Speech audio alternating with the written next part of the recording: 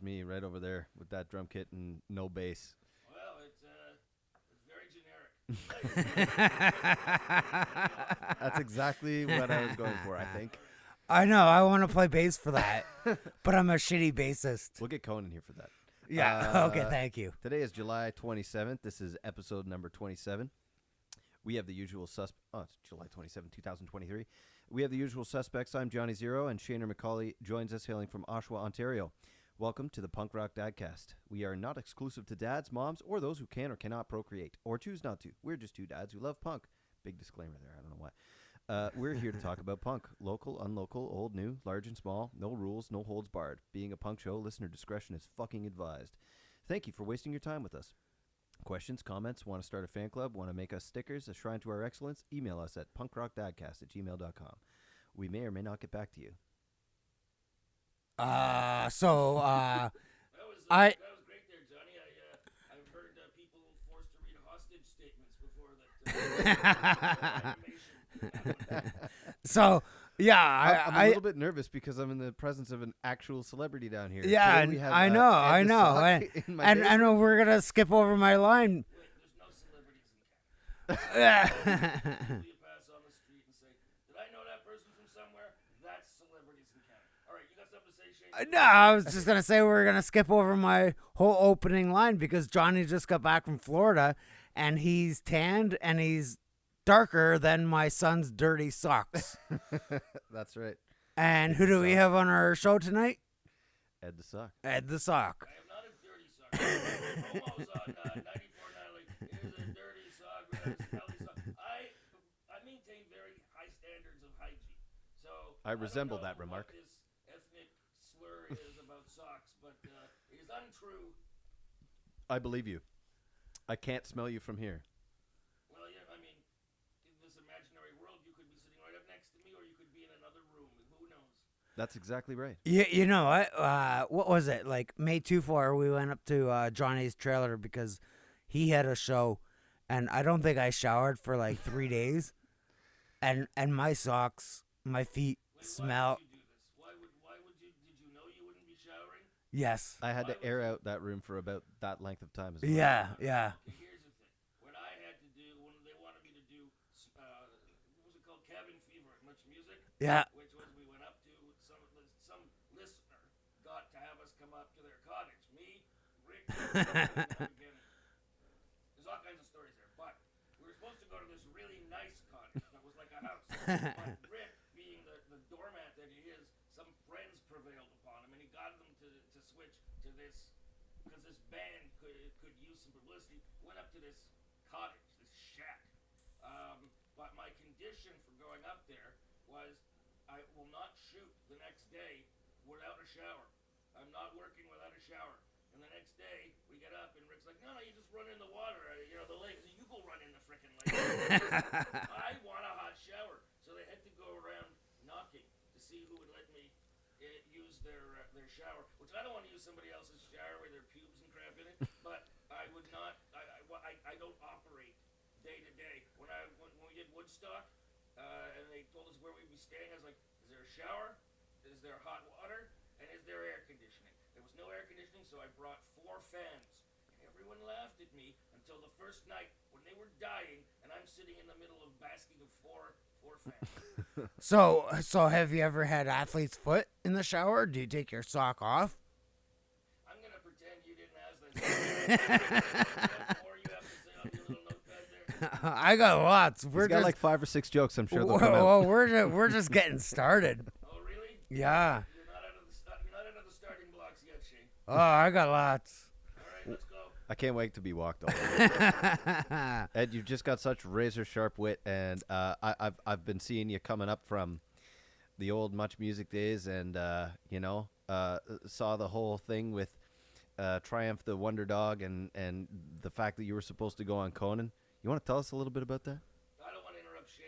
No, because that's. Magnum opus. Oh no, He's holding it in his face. you know what? Like, I gotta read this. You know what? I had the dog and Conan on my list as well. I wanna. Story. I was talking to the talent coordinator at Conan. Sent VHS tapes. Yeah. She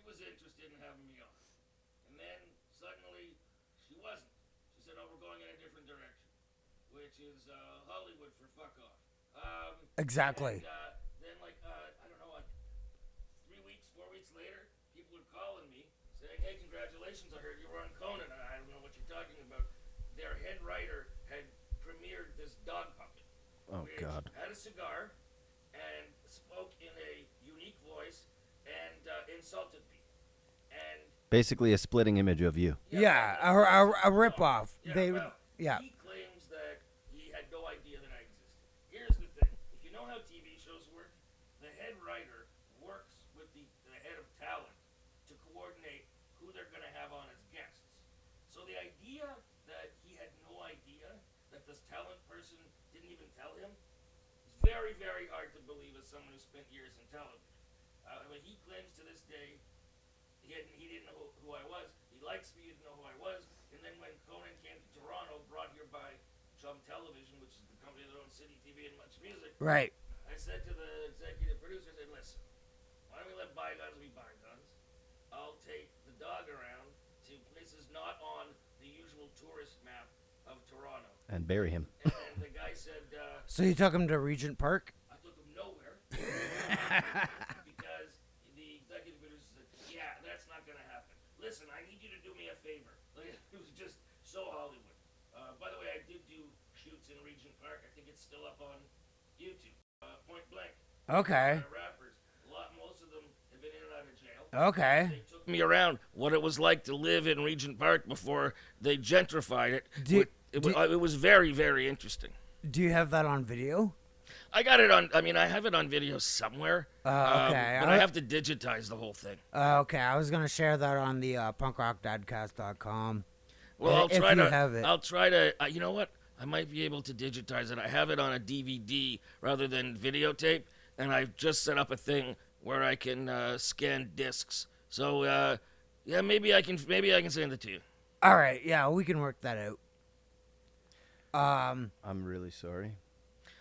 Back to your manuscript there. My manuscript. I heard you. Bunch of that dropped off. No, I heard you a few days ago. I think it was on the Rock. Well, it must have been because. Where else would it be? Yeah, right. Oh, congratulations on the new gig. Yeah, thanks. I'm enjoying it. Are you a Toronto resident? No. Okay.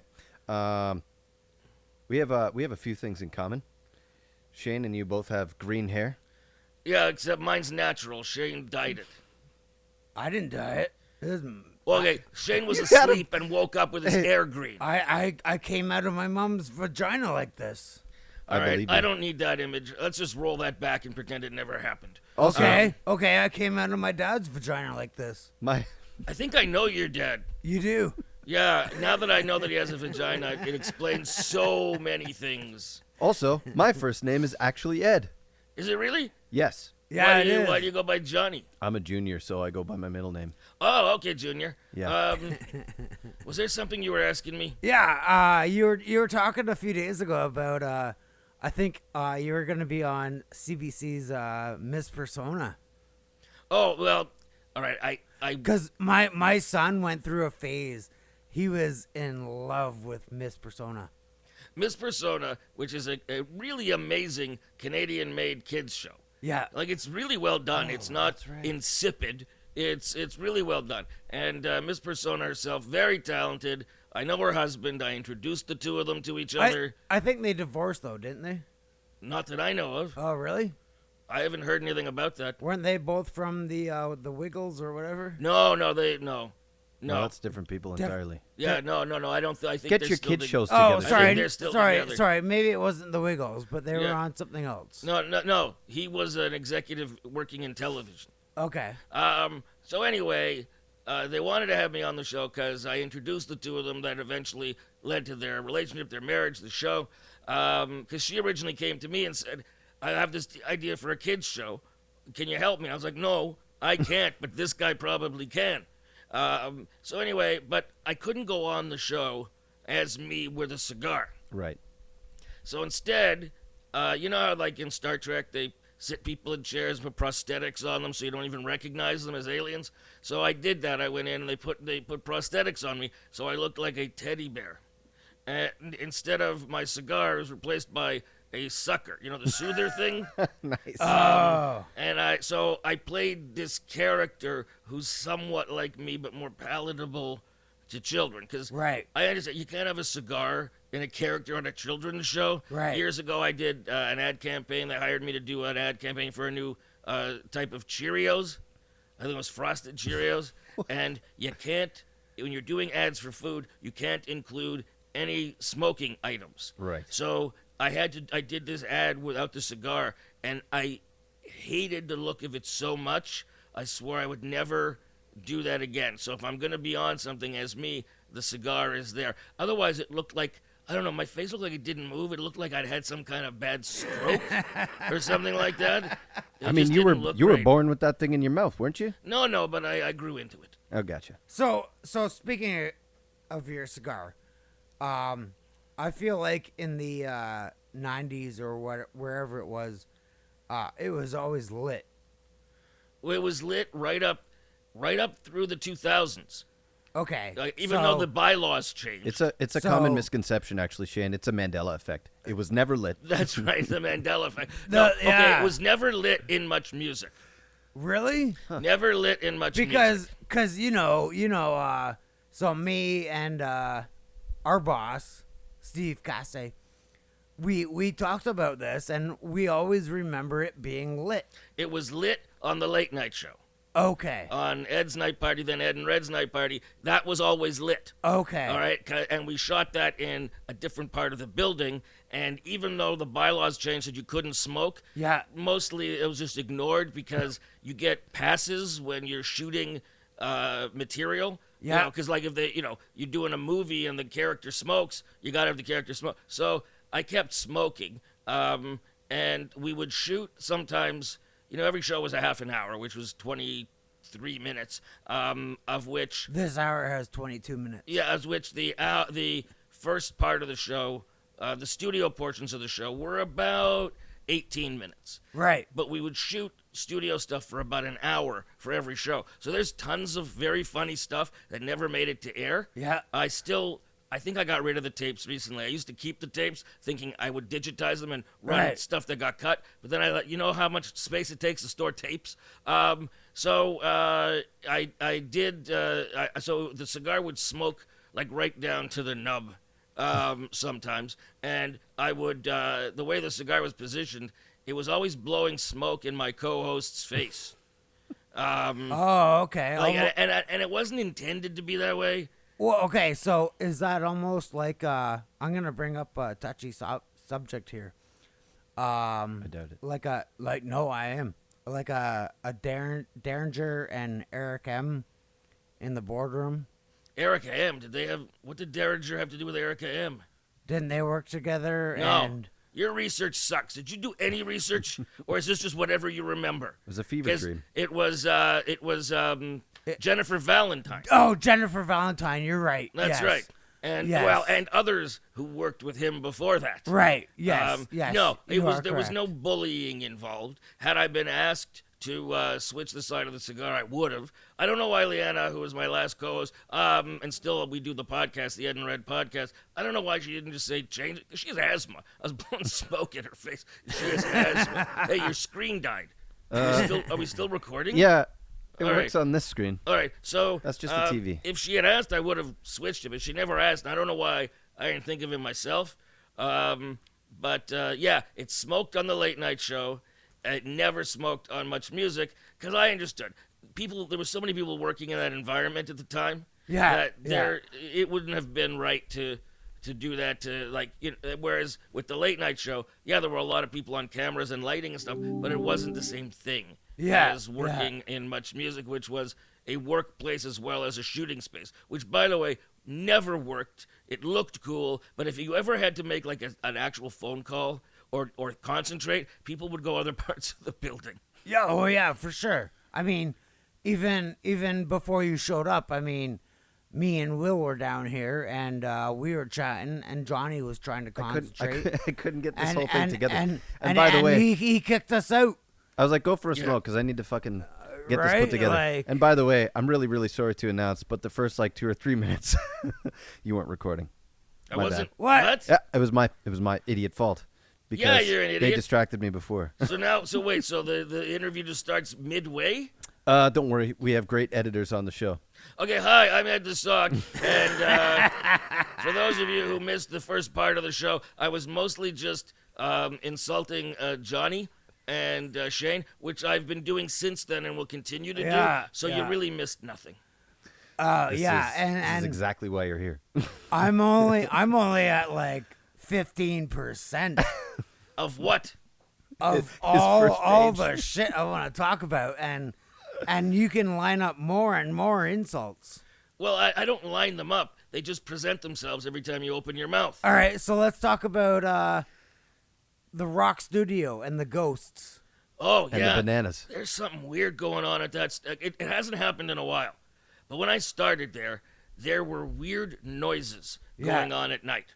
At first, I realized that there's this old computer tower in the studio Yeah. that it makes sounds like a diesel truck on, air brakes. But I was okay. But then you go out to the common areas, the big area, the lobby and stuff. Yeah. Go to the bathroom.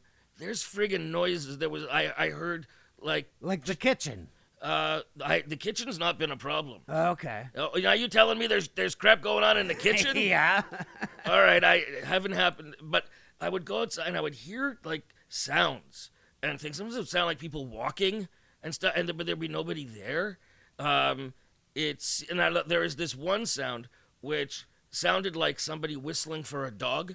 Yeah. You know, like that whistling, like "Hey, come over here." That's gone away, but it used to be there.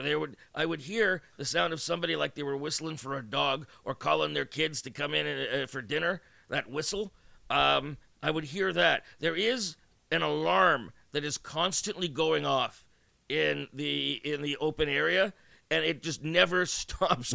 It's cyclical, so it's like some Is it door just is one open beep, that like- shouldn't be.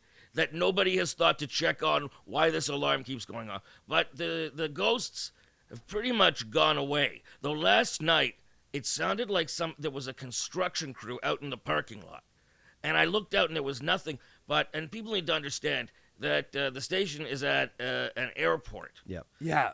so it's surrounded by tarmac, where airplanes land and take off. So lots of concrete, and then the other side is open parking lot, huge parking lot. So when you're alone there, you don't even see evidence of humanity. You're really alone, like Well, you're- Rapunzel in the tower. You're often there in the night. So No, I'm 12 to always 5, there right? in the night. So Yeah. is there any air traffic at that time? No. No. Is there Well, any like the thing is, control there personnel? was another night. There was a helicopter. Really? When I showed up, there's a helicopter. I'm like, what the hell? It's like when I was in L.A., you're driving, you see helicopters all the time at night with spotlights because they're chasing gang members. Yeah. But there was no reason for there to be Was it a orange? helicopter. No, it wasn't triangular. No, it was no, it was no. a helicopter, but I But- don't know why. But the Rock Studios, they have huge windows overlooking the parking lot, so you can see what's going on, and you can probably see like 2 cars parked out there. There's always a couple. There's this one black truck, black pickup with black tinted windows. And when I showed up the other night, this truck was driving around the parking lot area. That's Johnny. Is it the same one that's in my driveway? Is it yours? I'm stalking you, Ed. Well, I pulled up and it started circling where I was, and then I parked and got out of the car, and it moved and parked right in front of the front doors. Security? I don't know what it No. was, but I decided to just proceed as if I didn't see it.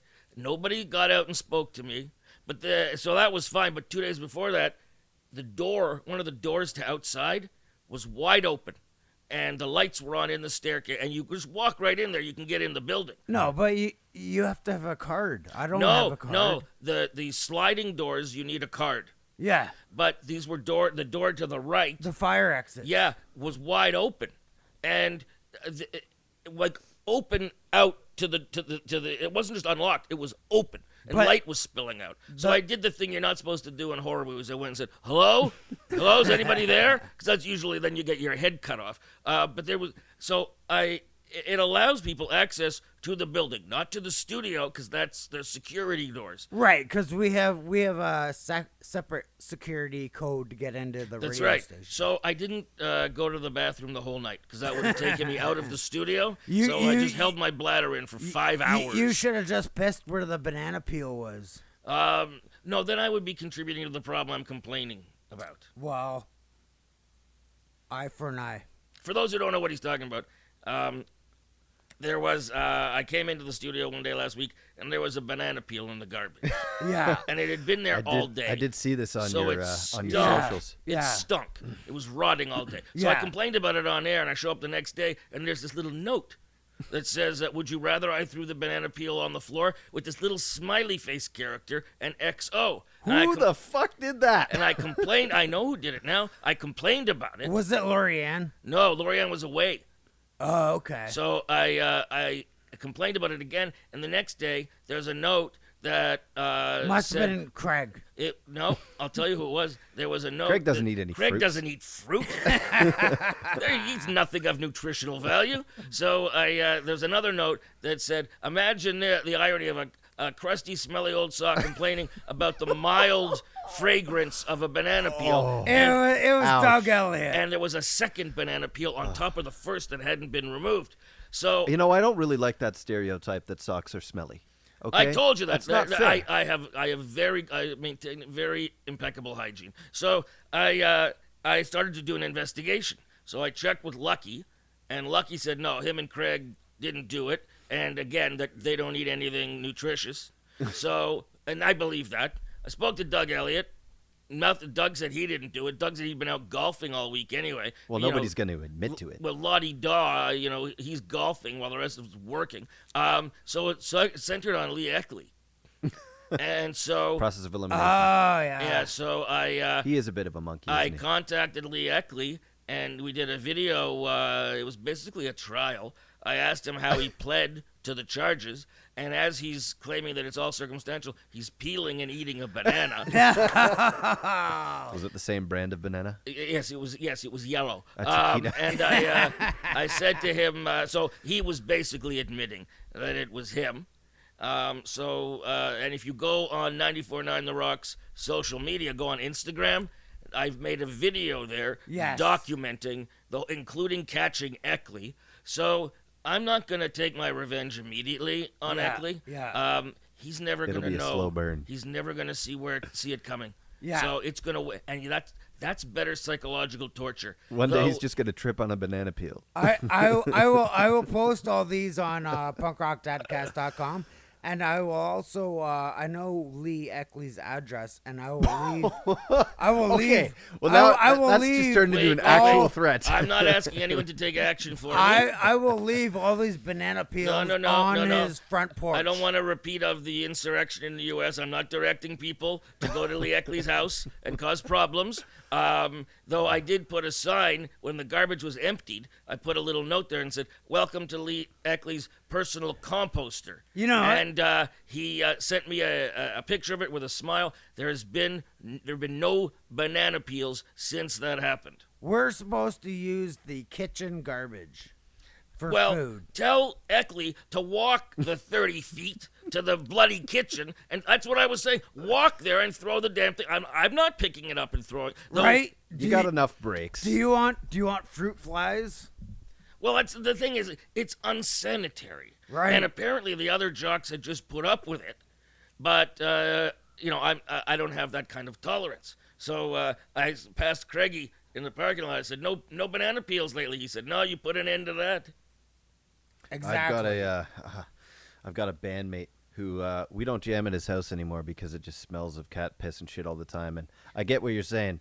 When you have to, take short breaths in to actually, use your Well, voice okay, to do what you're doing here, you could catch a fly or, A banana peel is not as bad as now. Cat shit you can really smell. Cat piss very strong, It's and terrible. I don't get it. I have had multiple cats for 30 years. You walk into my house, you don't know that I have cats. I don't understand why somebody can't clean their frickin' litter box more often. I know this guy. I went to his house. I went to this guy's house, and the litter. And I went to the basement. He was wanting to show me something, and the litter box is just piled high with shit. And I said, my God. "How often do you clean that litter box?" He goes, "Once a week." I said, "Once a week? It needs to be at least once a day." He goes, "Once a day? No way." It's like he'd never had a cat before. But once I went to this. How often do they shit? That's how often you have to clean it. Yeah, you got to clean the damn thing. Ew. I went to this guy's this house of this couple who made porn in L.A. Who made porn? And they were well known. He was like known in the porn industry, and he was like really old. I think he'd had a health scare, and he looked like a cadaver. And she was young with ridiculous fake boobs, and I don't think she could blink her eyes because her face was so tight from the plastic surgery. But anyway, and their house was in a suburban part. Like a nice suburban part of LA, and they couldn't figure out why the neighbors hated them. They shot the porn in their house with like the windows without drapes. And we walked in, and Well, you got to get good lighting. that's not good lighting. It creates heavy shadows. They're not doing noir; they're doing porn. So I walk in, and the place just reeks of cat piss. Plus, on the wall going up the stairs, there's paintings of sad hobo clowns. Oh, Like many of that's just them. depressing. Yeah, and I said to him, why the hobo clowns? Well, my father liked them. I'm like, okay, have one. You know? Yeah. But he was threatened by me the whole time. Like he was trying to like put up this macho thing as if I was trying to move in on his wife, which I wasn't. And then How does that work with the sock? I don't know. She's cutting fruit in the kitchen on the island, and she says, "Would you like some fruit or like something to eat?" We're like, no, we're okay. We want to finish eating. I don't want to get possible indigent. So they gave us when we left porn. They gave us porn of their because we would cut pieces you could use on TV to show like the little intro about it, and. John, who worked for me, comes over. He goes, "Hey, you need to look at this." So I look at it, and they shoot the porn in their house. He presses play. He's giving it to her up the ass while she's bent over the island where she cut the fruit for us to possibly eat. There's no amount of Lysol wipes that could Yeah, I'm like, decontaminate. And then there was like Ugh. porn of him. And he clearly had cut himself shaving his private area. So Was it HD? No. Thank God it wasn't HD yet. yeah. As he's pounding this woman, and there's a close-up, you see this thing that started as a little shaving nick just get more and more red and irritated till it's like the red spot on Jupiter. Like it's just getting more and more chafed and inflamed. Sounds like a motorcycle club story. Man. Oh, it's Oof. shout out to Bill who calls the show, who's a motorcycle guy. Yeah. He invited me to come by their place. I'm like, I don't know if that's a good. Maybe, I was at a motorcycle bar, a legitimate one in Daytona. Yeah, I was just there. I almost the same motorcycle. I don't bar? know. I was in Daytona Did last they make week. you take your bra off? No. Because they make women take their bra off and they hang them. Yeah. And so I went in there, and I don't know who thought this was a good idea because these were not happy-go-lucky weekend riders. These were bikers from Florida. Yeah. So I'm going around there like I normally do, talking to them and playing, just giving them ribbing them and stuff. I don't know how I got out of there alive because they were tanked and they were not pleased, and no one had consulted with them about whether we could come in there. The manager said it was okay, but the manager wasn't even there. How we got the hell out of there with our lives, I don't know. Yeah. Kind of have to be dressed a certain way. I was in Florida last week. Took my kids to Disney. I rented a Harley in Orlando on the Saturday and rode it to Daytona, and visited the Hard Rock Cafe. I have a cousin that met me for lunch. Basically, took a bunch of pictures of the Hard Rock, turned around, and came back to the thing. And then as soon as I dropped the Harley back to the dealership, I was gonna say you left your wife and kids behind. they were fine. They were probably happier. Yeah. I go to the person who's checking in my bike. All right, where's the nearest bar? And they're like, it's across the street. It was called the Down South Saloon and Bar, or the Dirty South saloon and bar or whatever like that. I was like 3 o'clock in the afternoon. That's the perfect place for me. Let's go. So I went in there. Really not that much action. Just a bunch of fucking rednecks hanging out, drinking beer, shooting pool. Took a Yeah, piss, but called an Uber home. You've got somewhat swarthy looks. You're clearly not a white fellow. I mean, technically yes, but not when they march on us. I mean, you got a good tan there. You got dark hair and stuff. You sure they weren't giving you a hairy eyeball? He's got beautiful brown eyes. They shaved their eyeballs before I got in there, and nobody's right. eyeballs were hairy. Let's not talk about the fact that Shane is looking at your eyes. Longingly. Yeah. This you is still why have more questions on that that notepad of yours? I do. he's queuing up. He's queuing up. You want to move on to the next topic? I want to move on till I'm done, but let's go ahead. I want to know if you ever hung out or talked with Nardwar. Never. Really? Never? I have never been in the same place as him. Once he asked me to be on his radio show, Yeah? which was a gong show. Like I'd never see. Like I did it on the phone, right? And they were like putting a mic up to the phone receiver or like. Yeah. It was like I started in the smallest cable 10 public access station in Toronto. Do.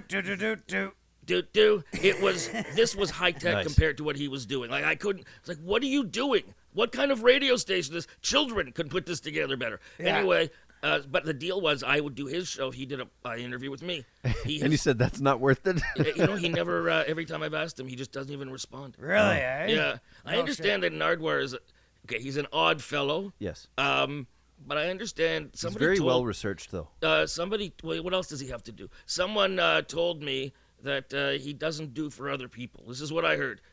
I've seen a lot of videos with a lot of my favorite bands, and a lot of my favorite bands get pissed off with him. Yeah. Really? And then he Yeah. rapid fires great facts that nobody ever knows He about has them. a lot of great facts. Yeah. Do they get on side when he shows that he's done research? Okay, Shane, let's see your great facts. What do you got on that paper? No, I can show you with like the transplants. Did you have a stroke just now? No. the transplants with like Travis Barker. Shane actually did have a seizure about a year ago. No, it wasn't a.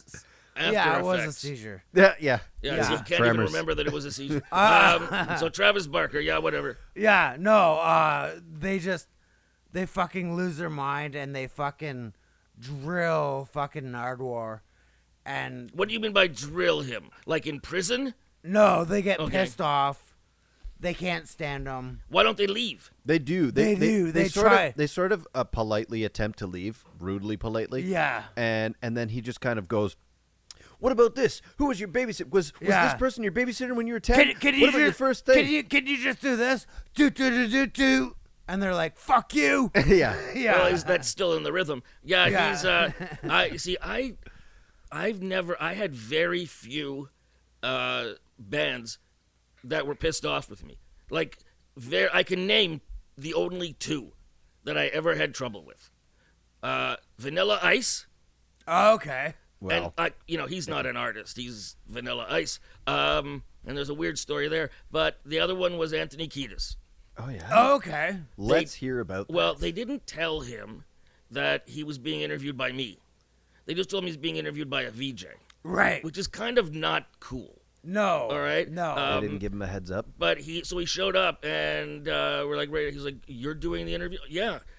So we start doing the interview, and he's not sure if somebody's taking the piss out of him, if this is a prank, or which is strange because by that time You're well known. the entire music industry in the States knew who I was. I'd talked to the biggest names more than once. So it was odd that he didn't know who I was, but especially Yeah. considering they jumped to fame by playing naked with socks on their tubes, Yeah. That's very but, relatable. So he just wasn't sure, should he commit to this or is he being made a fool of? So at just one point, I just paused and said, "You want to hit me right now, don't you?" And he paused just too long. Oh. And then said, no, I don't want it. It was like, "Okay, yeah, you do." So we wrapped up the interview. I don't even know if I still have that interview. I have almost everything I did on Much Music on tape because I kept it. It didn't go to Much Music's library. It went to my library. R.I.P. Much Music. R.I.P. We always talk about, you know, the good old days and how much music doesn't play music. Is much music even a thing anymore? No. Does anybody even have cable? Much Music is on TikTok. What? Really? Yeah, they did a deal with TikTok. TikTok advertised them, and yeah, give me some water, will you? They We got Red Bulls in there for you. what We do you got a, yeah, what color? All of 'em. Peach, green, I think, and Green is dragon fruit. Yeah, blue.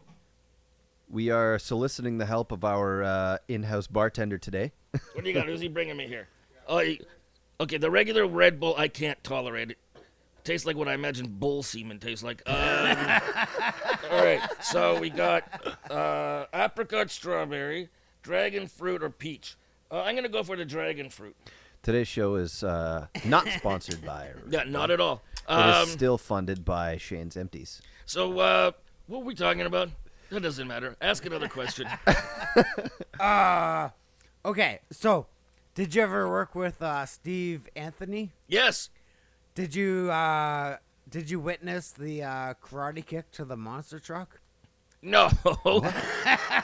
No. Tell people what you're referring to. He was down at a monster truck show and he thought he could karate kick a tire of a monster truck, and I think Who the fuck is Steve Anthony? he was a VJ. What on do you Much mean it was Music. Steve Anthony? I'm a He- little bit young. Yes, you How are. old are you? I'm 36. No, you're not young enough. You should know who Steve Anthony is. Yes. So he was a VJ on Much? Yes. He was a founding VJ. He was a leading DJ on radio. He was Steve Anthony was giant, man. Yeah. Anyway, well, it's probably because since I was born, I grew up with radio because my dad was in radio in the 70s. Yeah. Radio and TV, I grew up. Well, your dad's old. I Yeah. grew up on a farm in Woodsley, Ontario, Oh, all right, you're forgiven. with like Yeah. no television So- What access. were you So- guys like Amish? Pretty much. Did you like raise barns and churn butter and stuff? So anyway, it was a live broadcast. This was breakfast television, I believe. Yeah, maybe. Yeah, it was And Steve Anthony went to like karate kick. I don't know if it was like Gravedigger or somebody. Grave digger, Wow. digger. Yeah. Karate kick a tire, and he did a full on kick, and I think he broke his ankle. Oh He my broke god. something. Yeah, it broke was, a hip. I I don't think know. it might have been his. Like, I think it was pretty serious. You took your Um, son recently to those monster truck shows, didn't you? Yeah. Yeah. But I love those things. They're just so stupid. But Shane's they're a, intended to be stupid, so you enjoy them. Of course. But Shane's a Jeep guy too. Steve Anthony. We do off-roading. You know, Jeep came from the Popeye cartoon. There was a little character named Eugene the Jeep. Really? Yeah, and he was this little yellow guy with a red nose, and they named Jeeps after that. Oh no kidding. Anyway, That's so old. I digress. Steve Anthony was the first VJ I worked with at Much Music. Because when I started there, Moses Neimer, who ran the place, he remembered this show from when he was a kid, a radio show. Is it a hit or is it a miss? Plop. Whatever. He always made the sound effects. Like, it was dumb. And basically, you listen to a song, determine if it's a hit or not. So it was renamed Smash or Trash. Yes. Is the song a smash or trash? So the idea in this genius thing was to have a show where there's a panel of music people, and we play a new video, and the panel then dissects whether the video is a smash or a trash, which is like having literary judges sitting there looking at Bazooka Joe comics. Now, is Like, this sort of the why- basis for Fromage? No. Unrelated? Unrelated. So the show was, the first show was we had Ronnie Hawkins, Rompin' Ronnie Hawkins. Cool. Or is he stomping, romping, whatever he was doing? Rockin'. Rock and Rob, yeah, because stomping was Tom Connors. Yes. So we had him on, and he was great, but the show was just a dud. And they eventually replaced Steve with KCC, Kim Clark Champness, still a dud, because the show idea was stupid. And so we dropped that show, and I just became a VJ until I started to take on more responsibilities and do shows. And eventually, on my Ed's Big Wham Bam show, which I think we did for 3 or 4 years, it was Mondays 7 till 9 live. I redid Smash or Trash, but what I did was we used to go and yank people in off the street Yes. and play the video for them, and they would give their honest review live. And see, that was much better than sitting there talking about something, a video which is bubblegum, like it's like the works of Herman Melville. You know who Herman Melville is, by the way, there over there, Johnny? Writer from Moby Dick. Very good. You weren't completely sheltered. Yeah, By the way, we had Shane books. Shane took a powder. I don't know where he went. He was sitting here, then he's gone. I don't know if he's smoking or pissing, but I one don't know or what the he's other. doing. All right, I think he was Yeah, pissing. he's over there. All right, so So are you ever gonna bring back Fromage? no. I mean, there's not really, Why would I bring it back? because there's so much content there. All music videos suck now. Actually, you know what? The thing I started a thing called newmusicnation.ca a couple of years ago. The idea was to recreate something like Much Music, but to focus on the music videos made by unsigned or small label artists across Canada. Cool. And we got about 2,000 videos. Wow. And the music, usually 98% of everything is crap. This is the reverse. 98% of all this stuff was amazing. Wow. The Canadian music? Canadian music, I don't believe you. across genres. Just because you're shit doesn't mean everybody else is. Across all genres, it was great music, and the videos were really well done. Good Yeah. quality, well thought out. Now, that whole thing took a bit of a dive because COVID kind of screwed us. Yeah. Also, FU Network, man. I was such a proponent for this. Was Oh, that yeah. being done with Mike Smith and who? No, Bubbles? no. There was SwearNet. That's what Swear theirs no. I was. ran into the three guys from Trailer Park Boys? Trailer Park Boys, and Bubbles, Mike Smith. Mike Smith was a good guy. The other two were pieces of shit. Yeah. Just I could 'cause see that. they're not different than they are on the show. They were Yeah. just pieces of shit. Yeah. It's like, dude, I've been around longer than you, and I'll be around long after you're like, remember when? So anyway, Yeah. I had FU on here shut down in 2018. What was it? 2018? No, it was a little later. See, FU was initially going to be a lot of video, but it turned into something that was better. I mean, we're still developing media, post television media. It became podcasts, audio podcasts, Yes. and like over 500 audio podcasts were Um, produced under that name. The problem was that while I thought FU Network, the For Us Network, and also Fun FU Yeah, Network, yeah, I I loved thought it. that Right. but it was too raucous for Canadians, for Canadian business, because we wanted to get advertisers. Now? We're Fucking still 2018, Still, 2023, man. No, Canadian advertisers are very, very timid. Is so that your alarm to take your pills, Shane? No, Your phone's going off. no. Shut that shit down. I didn't think it's You're on the air.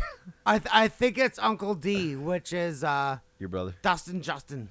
Oh, Dustin Justin, he's amazing. Dustin Justin. He's always like, I don't know, I don't think he's tanked. I think he's just loopy because he always calls very late at night, and I think he's just tired.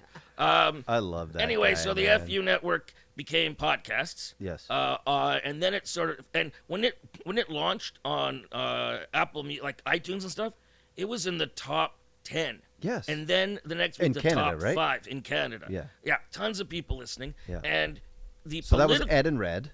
It was Ed and Red. It was Rock'em Sock'em Politics. There was a bunch of things. We had Yeah. about 9 shows. You have a friend named Anthony something. Do lives I? Lives on Islington, somewhere down there.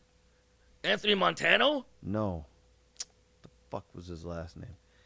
I don't know any other Anthonys. You did a podcast with him in September to November of 21. Anthony? Yeah. Oh, Anthony Howell. Yes. Yes. Yes. I was around at sort of that time. Actually, he had a guest, his first guest on that show. Were you guys in the same room together when you were doing that show? No. Or you were just doing that show together? Yeah, it was just on Zoom. Okay. So he had a guest. I thought you had actually met this guest, but turns out probably not. Craig. Craig who? Craig Toutant, I guess. And the night before, Was I Craig, was. wait, was Craig the postal worker guy? No, that was Dan. Yeah, Dan's a postal worker. Craig was a drummer, and I think they were in a band together. Craig and Anthony called Proof of Dog. I don't. What, Yeah. Is there a point to this? Yeah, I actually. you never met me before, but you talked about me on one of your shows because they brought me up because I had tried out as their bass player like the night before you two did a podcast, and I absolutely shit the bed. But that's par for the course. I'm just some fucking weird guy. Well, thank you for that diversion. So, anyways, I was saying about FU Network, we became so persuasive with our political podcasts that the conservative, like the top people at the Conservative Party of Canada, were threatened. Were fighting with me online Yeah. on social media, which was like so stupid. It looked so bad on them. You have very left-wing views, am I correct? No, I'm mostly a centrist. Awesome. That's what I would like to say I am. A centrist. Because we talked You're about eccentric, this. that's for sure. We talked about this on a few podcasts ago, and you're like, is Shane a leftist or rightist? And I'm like, I have no fucking clue. I'm centered left, I'm a, as 3/4 of Canada is. I'm a, I I guess don't so. give a fuck. Middleist. Yeah. Live and let live is where my principle has always been the case. Anyway, I got so sick. There was actually, I'm not allowed to give this quote, but somebody very high up in politics Nobody listens to said this that, anyway. I know, like 3 people, and the 3 people are in this room right now. I was told that my social media influence in one of the campaigns helped decide Ontario. And this was from somebody who was way up there. But he won't allow me to use his name, so it's no point. Anyway, I got sick and tired of politics. And so I closed down the FU Network, and it's been restarted as Signature Podcasts. Ed the Sock for Prime Minister. Okay, no, God, no. no. Okay. Why would you want that for me? So we're on to politics right now, and I have 2 topics. What did you just say? We're on to politics. We're right on now. to, all right. We're on to And politics. he has 2 topics. And I have 2 topics. All right. Which one do you want to start with first?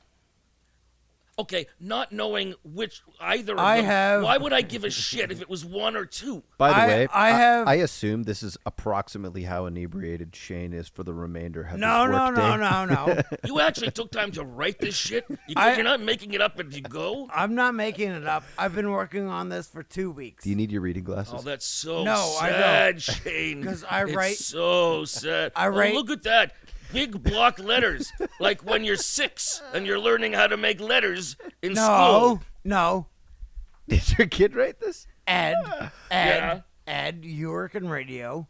Yeah. Everything is written out in all caps. Okay, but the caps aren't usually 3 lines each. Well, that's how I roll. All right, go on. NDP, Jughead. Oh, Oh, when I referred to Jugmeet Singh as Jughead. Yes. Well, it was so stupid. He had referred to himself as his name sounding like Jughead in a Toronto Life article. that's right. He said it himself. Okay. And when I referred to him as being referred to as I said we should call him Jughead because he's stupid. Because Yeah. I think he's a lousy political leader.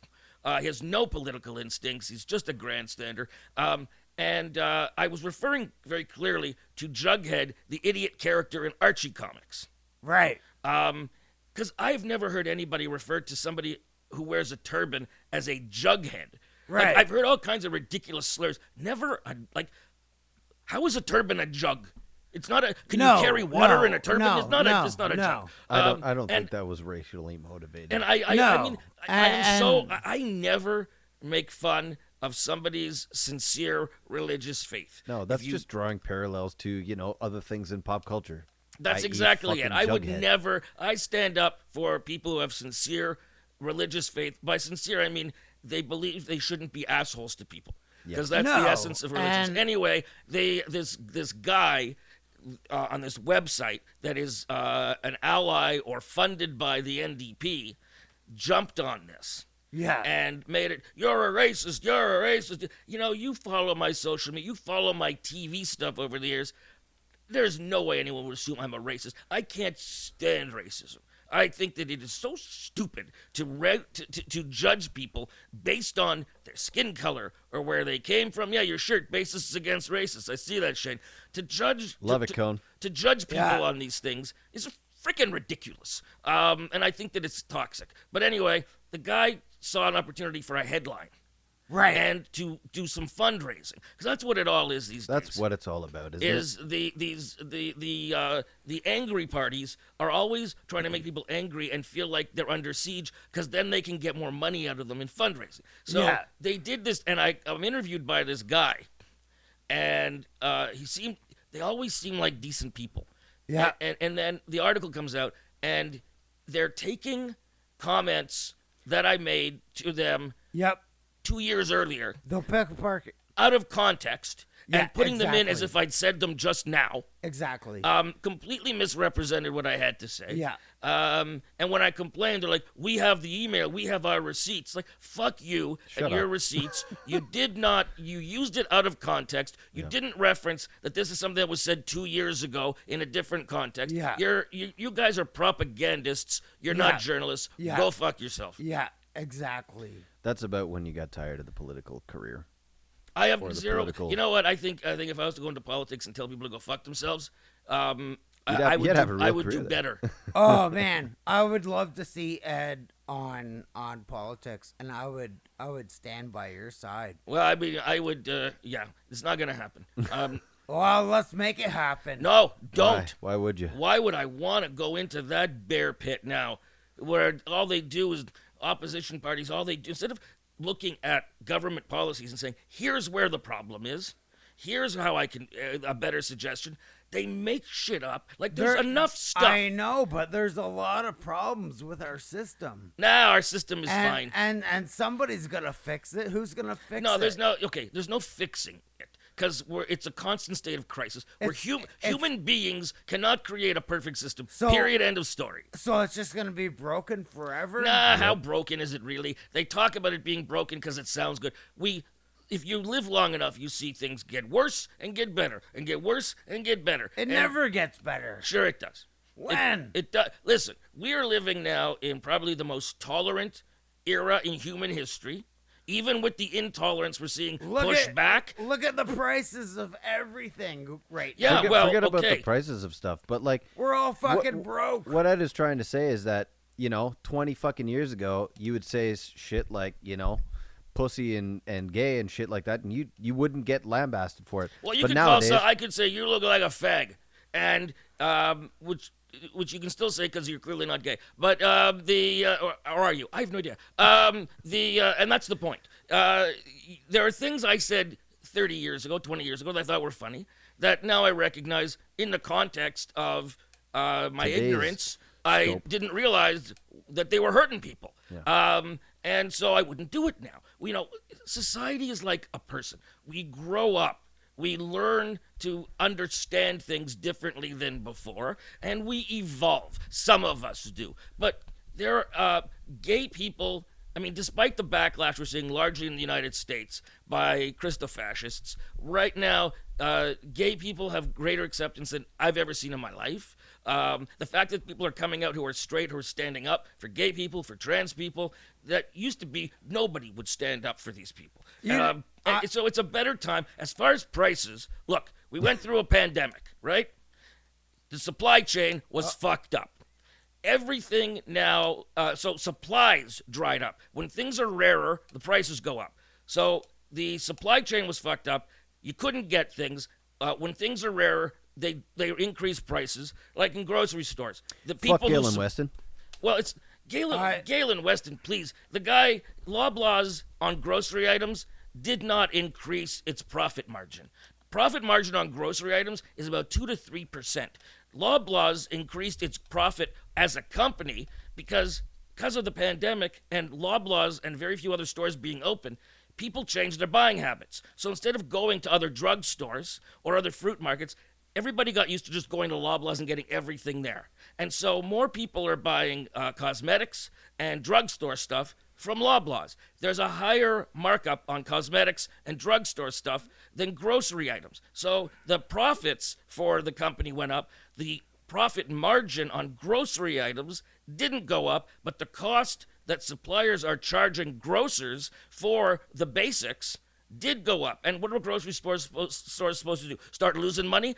No, They increased their but- they increased the prices, but the profit margin, the amount they're making off of it, is pretty much the same as it was before. Ed, I'm gonna cut you off right there because Yes. I don't know about you, but here in Durham, the Metros, the Sobeys, all the grocery stores, I don't know if you've noticed, they've all been revamped, brand new buildings, Renovated. new signage, brand new, beautiful, And- beautiful grocery stores. And Where did all that money come and okay, from? so Shane, in the history of grocery stores, they've never been remodeled. Never.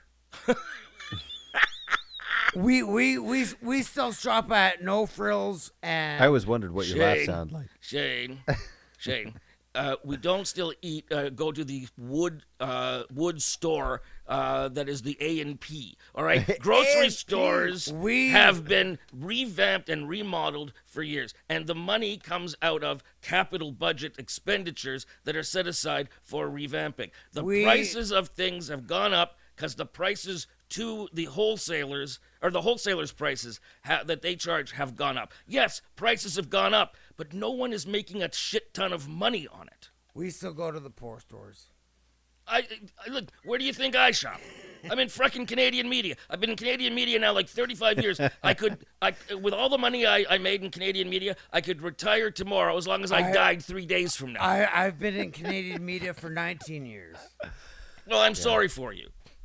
When did Somebody called up the show. A woman called up the show. She had been a regular caller, and she was all excited that her daughter graduated high school. And I said, "Great. Are you thinking of post-secondary?" And she said, "Yes. She wants to go to, I think it was Humber, for acting." And I just said, "No." She said, "What do you mean?" No, I said, "No. Don't do it. Do not go to Humber for do not. If you want to take courses for acting on the side, do that. Go to post-secondary for a proper education for something. Acting, first of all, acting you don't need an education for. You act. Secondly, it is the business in Canada is so small. They will never make a living. Do not waste your time and effort on post-secondary for acting of all things." And she said, "Yeah, but if she gets in the union," I said, "Yeah, the union in Canada loses you as many jobs as it gets you because so many productions are non-union and you can't work in them, and the number of productions that are union is small, and so the number of jobs that are available is small. She said, "I want her to get into IATSE." And I said, "IATSE is a technical union."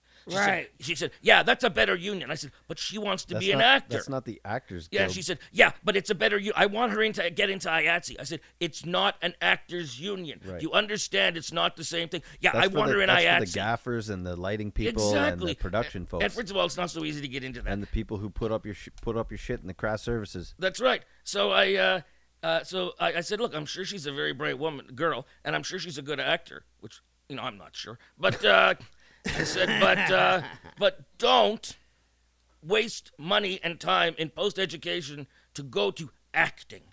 And Right. She never called back again. She's pissed off. No way. But I could not, in good conscience, say, "Hey, that's great. Go waste your money on an acting degree. A degree in acting? What, do you want to drive Uber the rest of your life?" So what do you recommend somebody goes to school for in 2023? I don't know, but not acting, not anything. Yeah. Performance. Like if you're better off becoming a producer Yeah. in this day and age. we got a caller. What are you doing? Oh, you know this person? Hello? Hello. Okay, who's this? We now? have a caller? Can you hear him? Hi there. Yeah, it sounds like he's calling from Mars. Yeah, This- you got it. You got it. Who is You're this? outside of Mars. Is this Dustin? It is. Okay, here's the thing, Dustin. It's early in the day. You do not sound the least bit tanked. It's because I just got home. Give me 10 minutes, all right? Well, I'm gonna give you longer than that because my show you usually call me at 4 a.m. So you got plenty of hours now to get your Get blood yourself distilled wasted. and give me a call. All right, I'm on it. All right. I'm on it. Thanks for calling in this primitive method of taking your phone call by using a phone and putting a microphone next to it. All right, I bye. apologize for sounding sober. Yeah, you're of no value to me when you're sober. Call me when you're drunk. This is not good content. No, and this is what you were doing over there, Shane, for the last 15 minutes with your phone. He was Yeah. futzing with his phone for the last 15 minutes. All right, do you have anything else that's going to draw your attention away, Goldfish? What? All right, more questions. He's got his paper out. Who does? You. You're the only person here with with paper. I can't hear myself now. Don't worry, you're not saying anything worth listening to. There we go. I'm back. All right, go on. I don't know. I have some weird shit on here. Well, would you read some of it? I actually wanted to ask you, Ed. Thank God. How Oh no! Hold on. Oh, Because we were sorry, going, Johnny. I just want to backtrack to Shane comes to life. back to. Did you have something called Indiegogo or Music Go-Go? I raised money on Indiegogo for New FU Music Network. Nation. Oh, okay. That's what it was. That's. Have you heard of the internet? have you, I don't know. have you heard of Google? Have you heard of compression socks? Yeah. They're for people who have circulation problems, often worn on Yeah. airplanes. Now, have you heard of Google? Because clearly, what you have there is this half-assed, cobbled-together shit that I like. Honestly, I have a real question for you. How are you How are you getting by with the nightlife? Starting a new gig at 12 and doing live right until 5 a.m. That's Red Bulls. not it's necessarily perfect. not No, necessarily I your don't. regular I schedule. I was never a sleeper at night. Oh no, No, I would. you prefer this? I prefer it. I'm never tired when I'm doing the show. How- Even driving home, I'm not tired. Really? It takes me, once I get home, it takes me a good hour and a half to really get tired enough to go to sleep. So it suits my body clock perfectly. Man, I'm mostly an 8 to 5er sort of thing. I did mornings for a month Yeah. last December. Much worse, eh? Oh, yeah. It was Yeah. brutal. Mornings On were worse. Was it on a station? No, it was Z1035. Was it on a station? It was a different station, so, and I had to listen to that shit music. Yeah, no shit. No, lots of shit. And but there was something about like I would go to bed, then have to wake myself up after not a lot of sleep and go in and do the show. And my adrenaline carried me through the show, but afterwards I was just toast. Whereas now when I do the show, I get in there, I'm wide awake. I'm wide awake all the way through. A couple of nights I've been tired, but that's just normal. It's your perfect schedule. Yeah, it suits me. That's great. So Monday to Friday now? Monday to Friday. The station keeps calling it Tuesday to Saturday because technically Yeah. midnight Oh, right. is the next day. But most people don't understand. Most people, you tell them Monday, midnight, they get their Monday at 11:59, and yeah, it rolls over till Tuesday technically. But most people don't think the next day starts till the sun comes up anyway. And in the old days of TV guides, they would keep the present day listings until 2 o'clock in the morning. Then they would switch over to the next day. So I say it in the way people understand: Monday to Friday. Yeah. Yeah, and that's what I was always talking about is like the late night show with like following David Letterman Yeah, was always after like Monday to Friday. It was Monday to always Friday. Wasn't Tuesday following. to Saturday. No, it was always following. Yeah, you David got to do what Letterman people or- understand. You can't start re-educating them about the fact that the next day starts at midnight. Like, Yeah, you Yeah. know, like just go with what people know. you're, you're still 11:59 up, p.m. You know, yeah. Do you play exactly. music on the show? Are you working with anybody at the show? Is somebody producing What, you? you've Or not listened to a single goddamn show? I'm usually in bed by midnight. I All right, you're forgiven. You're right, because we don't have them up. They're going to go up on the station I was on gonna demand. ask you. Yeah, are Yeah, they? they're going are to they go gonna up be doing that? the next day on demand. But so far, I have to do that, and I haven't done it. Yeah, Is that something that you're gonna have to be responsible for? yeah. It's look. It's Well, this. press record on a different system, sure. Yeah, this station is it's small. Yeah. Which is what I want. I could work for corporate radio, but I couldn't because I couldn't be me. Yeah. And you turn around, those guys, they will shove multiple dicks up your ass the minute you turn around. Yeah. Without any lube or a reach around. I like working for smaller station groups because you know the people. You're not a faceless cog. They don't rely on MBAs and spreadsheets. They go by their gut and and it's done. The station, the Rock has done well for itself. It's got good programming, and yes, I play music. My luck is that because it's after midnight, I don't have to stick to the playlist.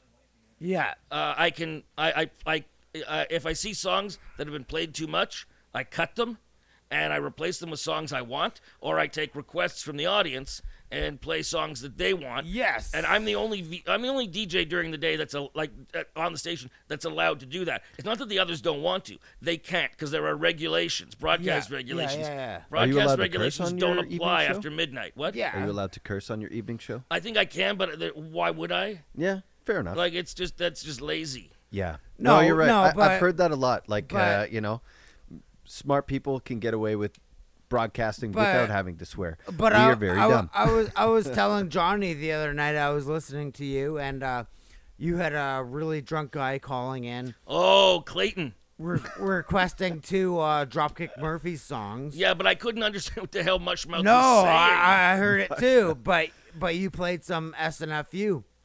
Well, yeah, because it was because SNFU, the song was called "Drunk on a Bike." Yeah. and I thought it suited this guy better than Dropkick Murphys. Yeah, totally. And I loved it. I couldn't He believe. was so, and this isn't the first time he's called me that tanked. Yeah. So it's not like he did it well. Some people say you're being mean to the drunk. I'm like, no one forced the frickin' drunk to call me. Yeah. So yeah. you pick up the phone.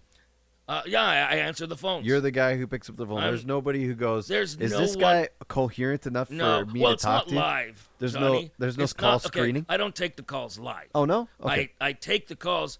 They're recorded, and then I play them back, and I edit out things that are extraneous. Right. I try to keep them tight as possible. Though I do leave them longer than most radio shows because I like having a conversation. I'm not just there to get in and out with a quick quip. Yep. So some calls last night, a call went 10 minutes, and it was just interesting. Oh, wow. Another person called up, and she went on for 12 minutes, and I cut it up into 3 calls. Yeah. And made it like she kept calling, which was funnier. I I mean, that's the object, it's right? I call it our nighttime neighborhood. Yeah. Because that's what it is. It's people. We're the only show that is giving voice and speaking to people live at night. It's the only station. It 94.9 reminds me of Speaker's Corner. well, man. 94.9 is the only station that thinks people overnight are worth investing in. I- All the other stations run rerun shit or coast to coast with that crazy guy talking about fucking UFOs all the time. I love that guy. And no, He never no. understands George Norrie. He never understands what the guest is saying. Yeah. He sometimes makes these statements, and there's this long pause while the guest is trying to figure out how to address this guy who's clearly a dope. yeah. I No, love the no, but- David Politis but, stuff, man. But that Ed, guy's great. Ed, Yeah. I think Yes, Shane. I think we're the only Canadian station that has a overnight live show, I think so. and Is that right? possibly in the U.S. as well. Probably in the U.S. they have them.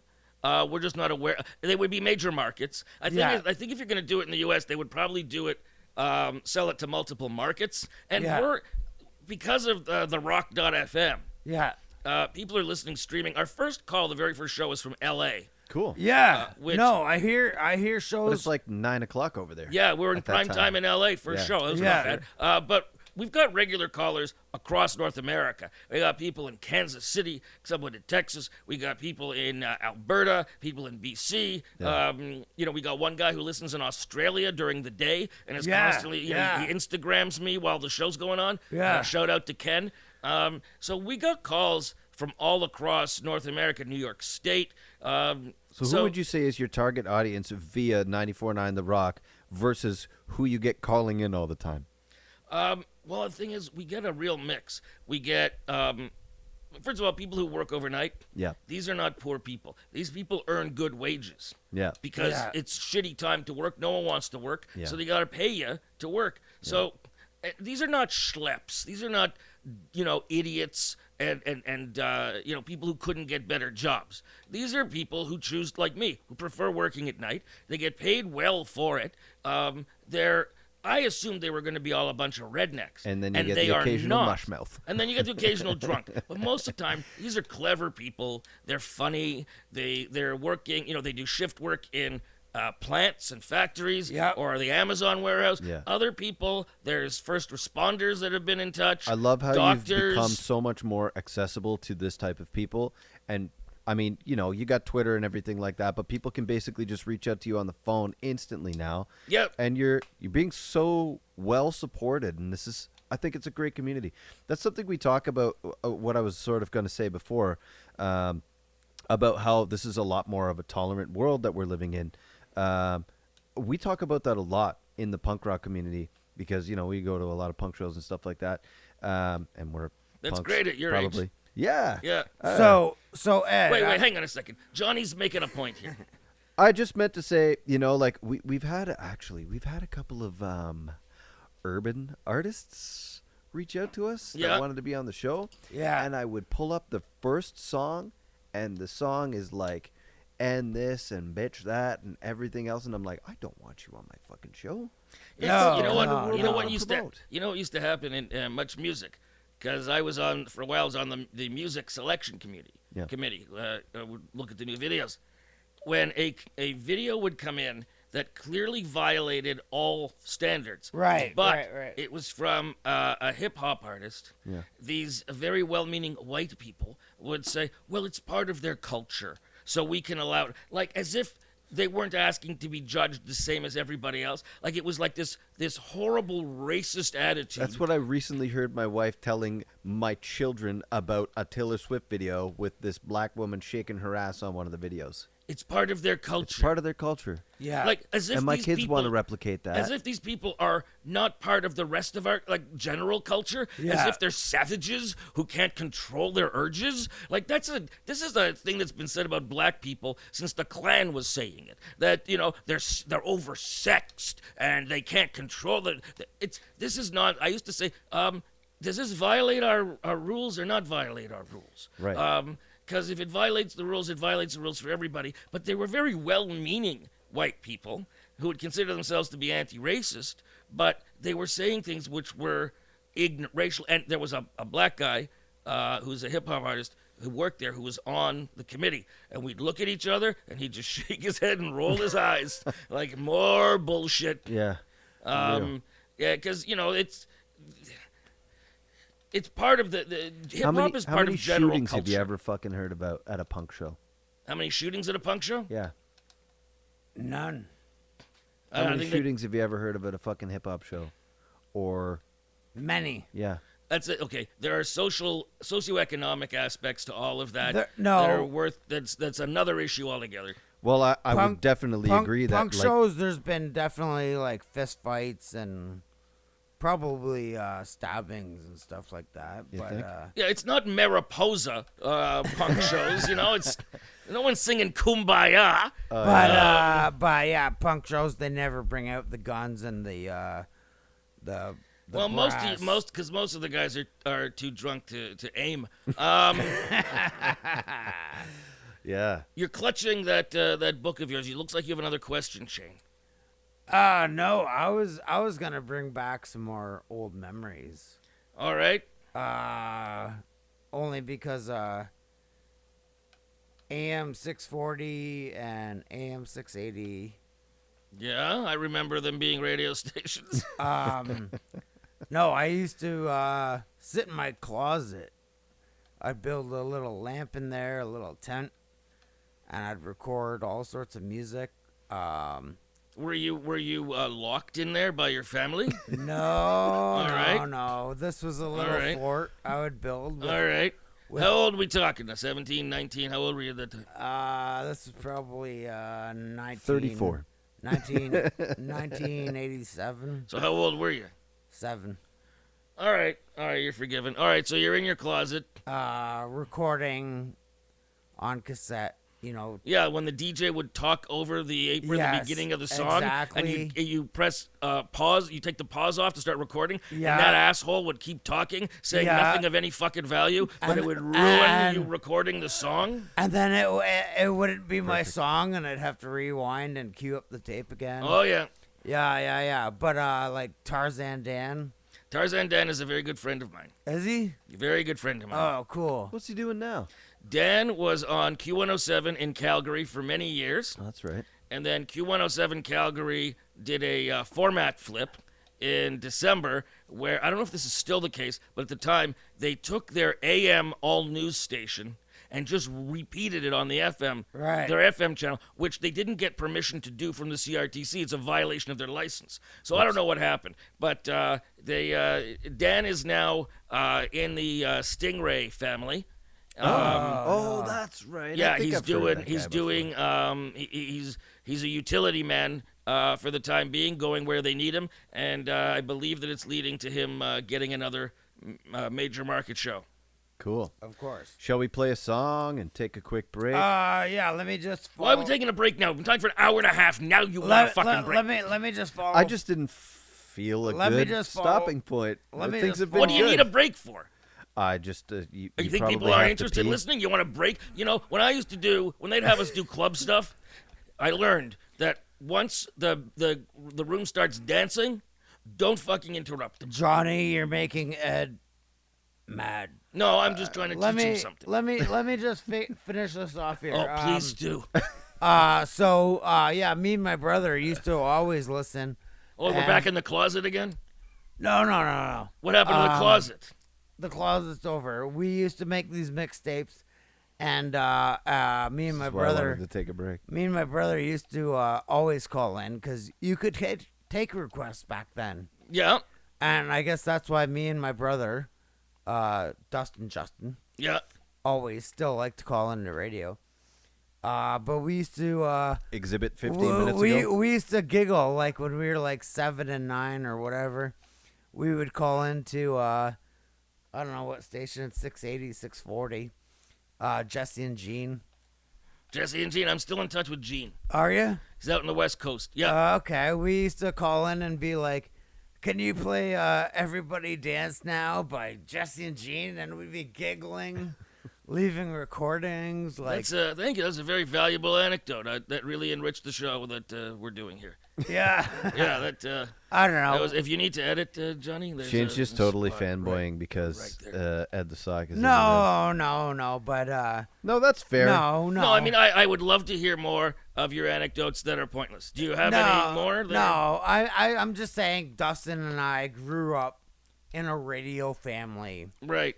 So it's been radio history for our whole lives. I never did the guy in the closet with a microphone pretending to be the DJ/VJ kind of thing, but I've always been told that I have a face for radio. I also have. You're a very handsome man there, Johnny. That's not true. Thanks, Ed. Shane has a Means a lot face for coming radio. from you. I have a face for pavement. Well, now that you mention it, Or a block of lumber in my driveway. I don't want to hear about your block of lumber. Do we have to wrap this? I have to get to the radio station soon. Yes. Yeah. Your shift Actually, starts at what? you're not that far away. It's 10 o'clock. No, we're you're very like close. you're like Yeah, usually I leave my house. I have to leave my house about 10 after, 20 after 10 You're to like- get to the station. you're in like time. 12 minutes to the studio. All right. So let's so please regale us with more of your tales of closets and No, I don't- cassette tapes and I saw a video of you doing the. It was hilarious. You went to anti-COVID protest. yeah, Queens Park. Yeah, that made me laugh my ass off. You know, the sad thing is that there was two parts to that. Yeah. Somehow I've lost the second part, the second video. Oh no. way. But you got the point in the first. It Yeah. was just they were just cracked. The thing is, it was like a bazaar of people with crackpot ideas that were only barely related to each other or the topic. It was just, hey, we're all against something. Let's get together. And I remember talking to the woman with a big sign who said, "The media will not silence me." And I'm talking to her, and I said, "Who's silencing you?" She says, "The media." And I said, "How do they even know that you're talking?" And she said, they're trying to silence me. I said, "Well, I'm the media right now, and I'm talking to you. Who's silencing you? You are?" Like, no, Yeah. like I'm talking to you. I They haven't have- edited you yet. yeah, That's I'm future. kidding. That was gold. Gee, like these people are crazy. They're Yeah. just convinced that they'd rather believe that there's someone in charge than making all the bad things happen, than believe the truth, which is it's all fucking random accidents. Yeah. Most governments and companies are so fucking disorganized. Oh, You ever yeah. get your head inside any of those big corporations or inside government? These people are like, you go to like they say news, it's all collusion. You go into a newsroom, They're barely together. they're barely able to get a fucking newscast on every day. Yeah. All right? They're barely able, there is no time to collude or plan anything. What they're seeing is a lot of chaos that people are saying, well, this is suspicious because this, because that. Yeah, all right, fine. You ever seen that one video that I think Joe Rogan shares all the time? It's like one local newscast and then 2 and then 4 and then 8, and they're all saying the exact same fucking thing across America, basically verbatim. We in Humboldt County, we in so-and-so Well, county. there's a reason for that. The Well- reason is journalism school teaches you to present stories in a certain way. Most of the people who are on air now are young, barely out of journalism school. They haven't learned to freeform yet. They're not writing anything for themselves. They're following the same basic format, and yeah, they're all talking about the same thing because it's the same fucking news. Like if there's a house on fire, but it's like a and all 2-minute 3 spiel. networks are talking about the house on fire, it's not because they're conspiring. It's because there's a fucking house on fire. No. But this whole thing that I'm maybe I'll show you later, but it's basically like, oh, we pride ourselves on journalism excellence and blah blah blah, and it's like a fucking 2.5 to 3 minute spiel about how they're unique and how but it's verbatim about across 48 different states across the board, and it's very, very eerie that they're all saying the same shit, basically trying to make themselves unique, but Well, are absolutely the everybody's same as unique like everybody everybody else. Yeah. Okay, listen, Joe Rogan's half an idiot too. But the guy makes up stories and then later says, no, okay, I didn't really hear that from somebody. Like that whole bullshit about that he heard from a friend who's a teacher that kids are identifying as cats and teachers are letting them use litter boxes. That was all complete bullshit. There's never been a case where that has ever been proven. And he made it sound like it was true. And then like 2 weeks later, he goes, all right, well, I just, that really wasn't true. The thing is that, like I said, the reason that these news things all sound alike is because they're all following a format. It's not that they're lying about the news. They're all talking about the same thing because, Trump gets indicted. They're all going to talk about Trump getting indicted. That's the news of the day. That's not collusion. That's all of them basically trying to get attention from their listeners and their viewers. That's the news. That's what's happening. Stock market goes up. Interest rate goes up. They- People are going they to talk all- about it. Look at that. Locally of All the every mainstream part of media is news. talking about the same thing. Yeah, because that's the fucking news. That's what's happening. It's not a conspiracy. That's what they're. I'm more suspicious of the people who aren't talking about what's real, like the very Right, obvious thing. right. There's a house on fire. They're not talking about the house on fire. They're talking about the house down the street that they think might have a meth lab in the basement because they leave the light on in the basement all night. Like they're just like, that's not the fucking story. There's a house on fire. Can you look at the house on fire and not make it seem like you are better journalists because you won't talk about the fucking house on fire? Yeah. Like yeah. it's just, I can't, there is no conspiracy. No human beings can cooperate and coordinate that well. Anytime if you ever remember working in groups in school when they made you work with people you didn't know, like you didn't get to choose, was that Yeah. ever fucking organized? Even when you went into it with a plan, did anybody fucking stick to it? No, and nothing changes. You hearing about this recent shit about UFOs? Yeah, yeah.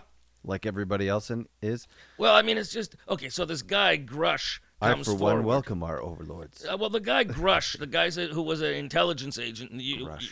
in the U.S., Okay. comes forward and says he's a whistleblower. And so he says that he heard and in some cases saw whatever crashed saucers or and what do you call them? Flight of the Navigator. Non-human biologics. What do you guys say? What did you just say? Flight of the Navigator. Flight of the, I love that movie. Yeah, Hope they never remake it. So he's saying that, and every time that they said to him in the hearing, can you give us proof? He's like, I can't because that's covered by National Secrets Act. It's like, dude, you're breaking your oath and telling secrets in the first place, saying this stuff is there. But when it comes time to ask you for proof, then you draw the line and say, I can't tell you? Oh, they're gonna kill me tomorrow anyway. So Well, no, they won't because listen, I believe that there's shit going on that we don't know about with aliens. I also think it's probably in the best interest of society that we don't know, that governments don't tell us about this shit. We can barely handle. There are like less than 1% of the population. Well. Less than 1% of the population is trans. People are fucking freaking out about trans people like it's happening all over the place. You want to talk about the fact that there's alien life that's visiting us? We can't hold our shit together on anything. The Barbie movie comes out, and people are fucking arguing, yelling at each other over fucking Barbie movie. Barbie versus Oppenheimer. And you think that some people in the gay community say it's not gay enough, and the fact is those are a small percentage. But the news only talks to the people who are on fire. They don't talk to, and I don't mean that as far as being flaming homosexual. I mean that in any group. Any group, they talk to the lunatics because that's who draws attention. But like the drag queen shows coming to libraries for kids. Big deal. Fucking kids, all they see is a guy dressed up silly. This is by no means mainstream media, but our most popular show was the one where you fell flat on your face on a pile of lumber in your driveway. Yes. Oh, I'd love that. I'm not criticizing anything. I'm just saying, but people love negative shit. Aliens and UFOs, people are gonna freak out about. Yeah, we can't handle a fucking movie about a plastic doll, but they expect us to handle that there are alien forces out there that we have no control over, that have superior technology, can come and go as they want, do with us what they want. They expect that people say, well, we can handle it. No, you can't fucking handle it. You can't handle a fucking movie. I'm with Tom DeLonge on this. I was just gonna bring up Tom DeLonge. Yeah, he's a very interesting character. His investigations into, I believe there's shit going on, and I believe that they're trying to slowly. There's two things here. They're slowly bringing. Either they're slowly trying to acclimate us to the idea that it's happening, or this is just a greater distraction from other shit that's actually happening that they don't want us to know. And I'm not a conspiracy guy. Just looking at it logically, this guy comes forward and focuses our attention on UFOs. And he could very well still be working for the government because this is just a dog and pony show. This is bullshit. What he's not saying is more important than what he's saying. But listen, there's lots of shit in this world we don't understand. I got a very serious question for you. Oh, well, good. Shane left, so this might take a turn. Yeah. Star Trek or Star Wars? Star Wars. All right. Why? Because, Star Wars pre 1998. Okay, if you're going to choose one over the other, you can't fucking choose a... Star Wars I always liked because, unlike Star Trek, Star Wars fans didn't believe that one day it would come true. Trekkies were kind of like, this is what the future is going to be like. No, it's fucking not. It's science fiction. It's imaginative. Enjoy it for what it is. I like the original series best. The most recent thing, the Picard season 3, was one of the. Finished that one yet. It is one of the best fucking science fiction things ever. Yeah. Not because the best Star Trek is stuff that isn't just good Star Trek. Yeah. It's good storytelling. Like my favorite Star Trek movie, The Wrath of Khan. Yeah. It's just a good fucking movie. Yeah. And it's Star Trek. Yeah. As opposed to these things that you're saying a gaze. lot of good points about Star Trek. Yeah. For a guy who prefers Star Wars. Well, I like You like them both. I like Star Wars. Oh, sure, I like both. All right. I Me like too. Star Wars. That's why you're a centrist. I don't like Star Wars fans. True. Star Wars fans, I want to punch them. Nobody can make a fucking perfect Star Wars movie because everybody's a fucking critic. That's why I don't like Star Wars. Well, everybody's got a problem. There with have been some bad, they made some bad decisions with the sequels. They made some bad. The idea that you should have a different director every story when there's 3 movies, that's a very bad idea. You need to have somebody with an overarching vision that tells a story. You don't have somebody, because there were situations where something was stated in one of the movies and then reversed in another movie because of another writer, another director. Well, that's why a Gene bad Roddenberry idea. was such a visionary. Oh, Gene Roddenberry. Gene Roddenberry was fucking lucky.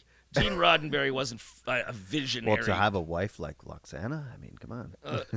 You know, he was famous back in the day. They were having threesomes and shit like Oh, that. is that right? Oh yeah. I never heard nothing about that. But yeah. welcome to Brooklyn, buddy. Yeah. So, yeah.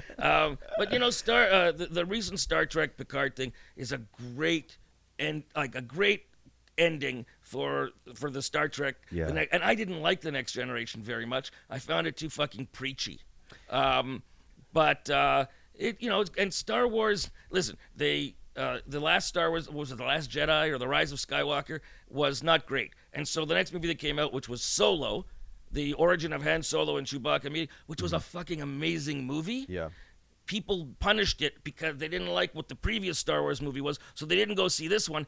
It is the truest to the spirit of the original trilogy. It is just fun, and it's a great movie. It's like recently Indiana Jones Dial of Destiny comes out. Did you watch that? Yeah, they I haven't premiered watched it. it yet. They premiered it in Cannes, and the critics in Cannes, they're not movie critics, they're film critics. They like serious shit. So don't take a popcorn movie to these people. They Yeah. criticized it. Then the audience score was like 90%. I saw it. It's my second favorite Indiana Jones movie. Really? Yeah. I heard only not great reviews about it. Well, And okay. did it do well at the box office? beginning, Yeah. there were not great. Then as more people saw it, the reviews went up. It was, and You also can't do that again. You can't do the fucking 1970 version not Han Solo. Indiana Jones. What's his name? You can. Yeah, they did a really good job of adding depth and character to this that wasn't there before, and it ends in a really great place, and it's fun, and it's true to the spirit of it. It's a lot of people won't see it because the last one, the Crystal Skull, was Yeah. a piece of shit.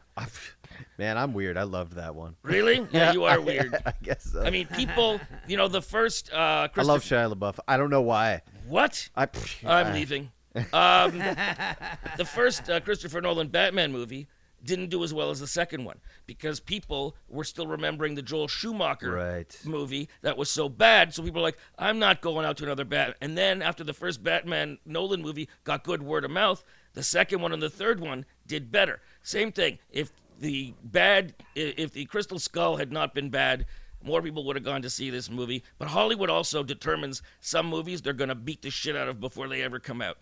There are some movies they call flops before they've ever opened. So there was like just an exorbitant budget for this new Indiana Jones movie. Well, yeah, I because mean obviously- that's the reason that it is a financial flop. It's not a creative flop, but financially, Right. because they spent so much money, the amount of money they need to make back is insane.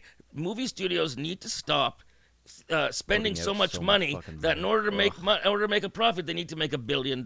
Yeah. Like you don't need to do that. You look at some of these movies that These were superhero smaller movies. budget and have done very well for themselves. Yeah. Like just control your budget. Stop masturbating with the fucking CGI.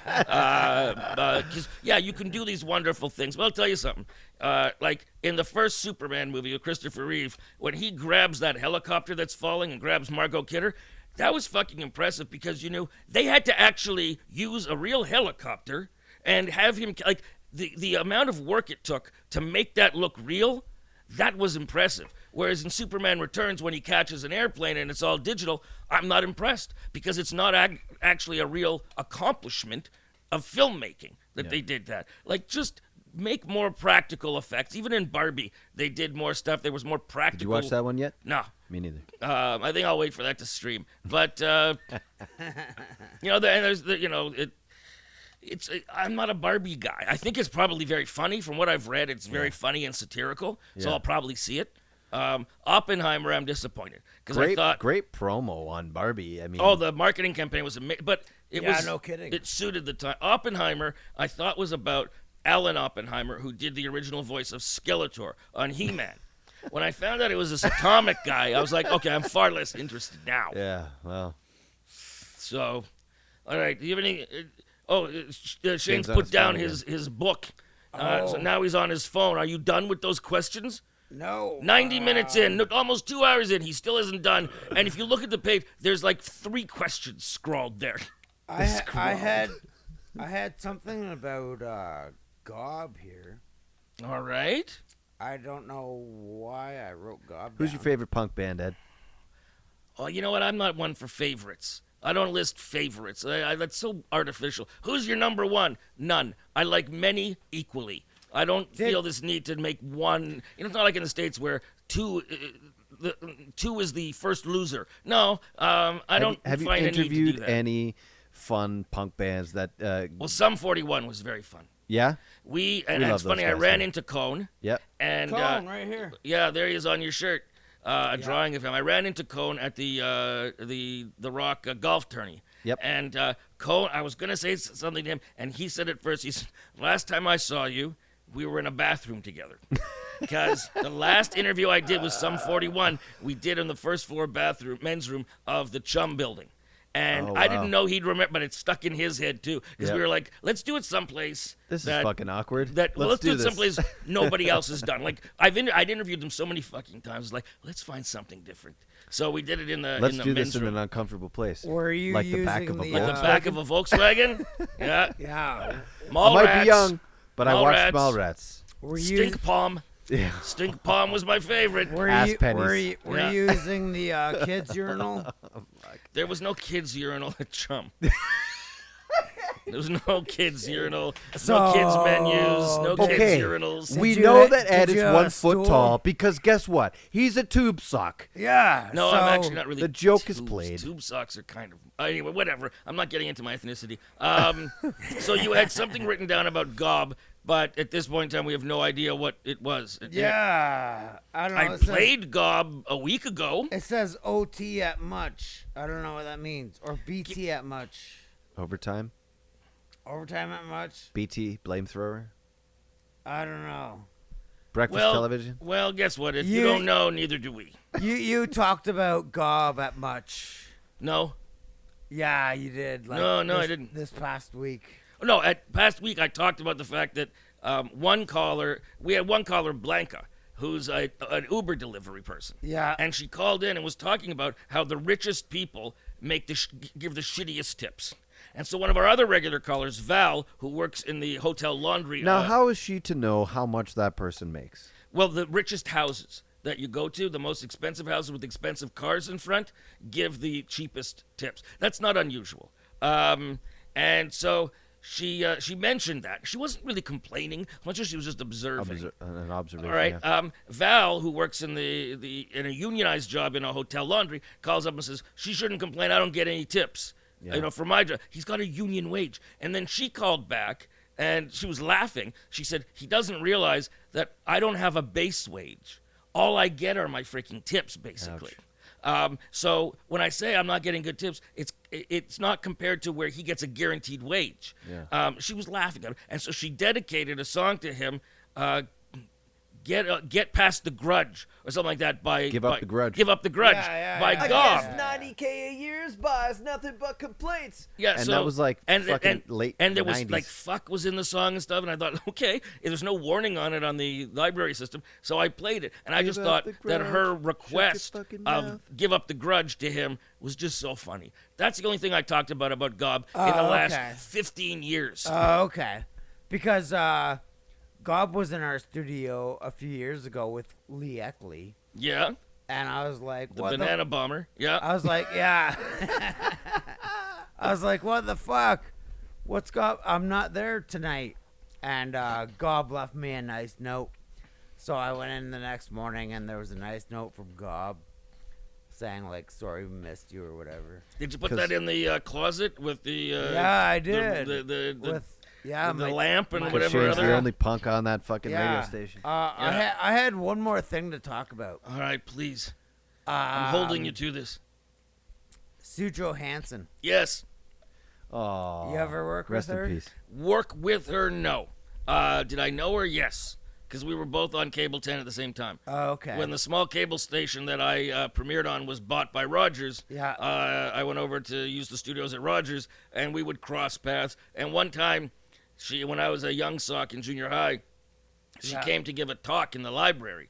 And she always brought with her this Velcro torso. What? she taught you how A what? you Shut up for a minute, Shane.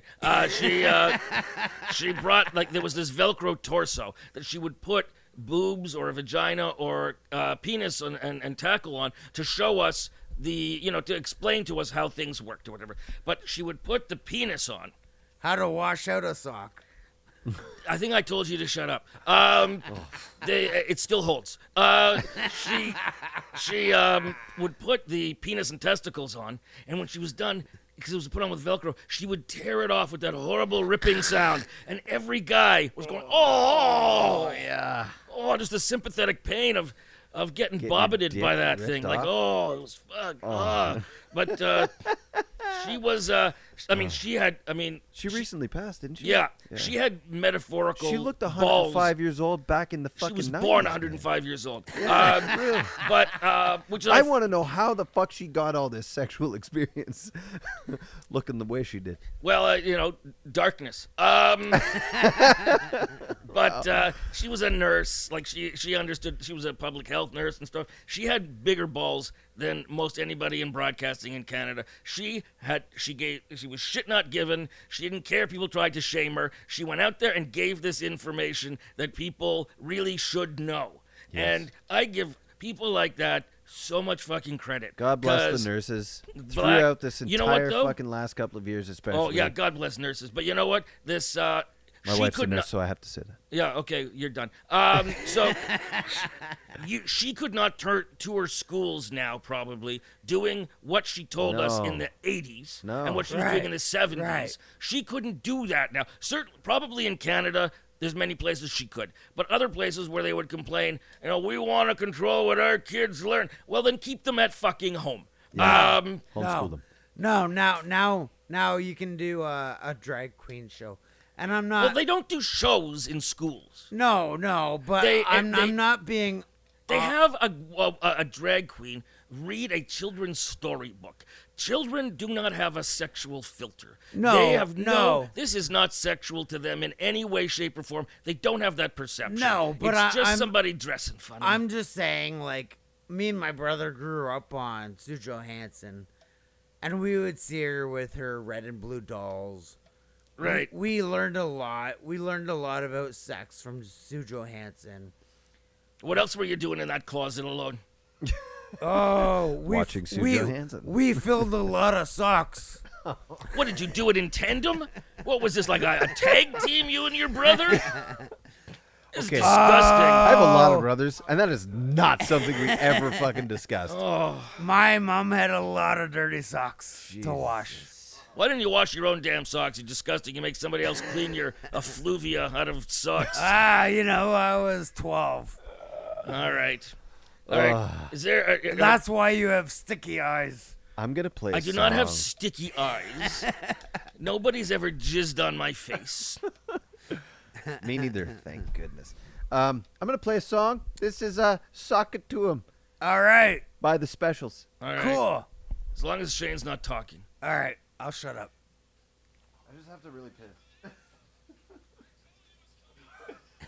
Wow. You're my absolute favorite person ever, man. Thanks. Oh, man. Yeah, man. Laugh that hurts. Probably since the 90s. Shit. So good. Let's get this. Do it. Oh, excuse me.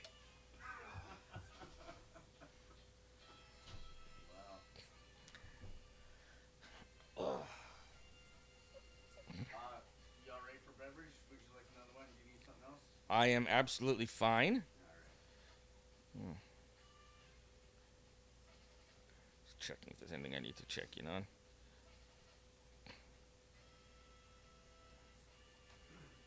I love it. Oh, there's no connection. That's why I'm not getting any messages. Oh, you want connection? Don't worry about it. I'll get it when I go outside. Just connect. I think I can give you access. I should be connecting. Don't worry about it.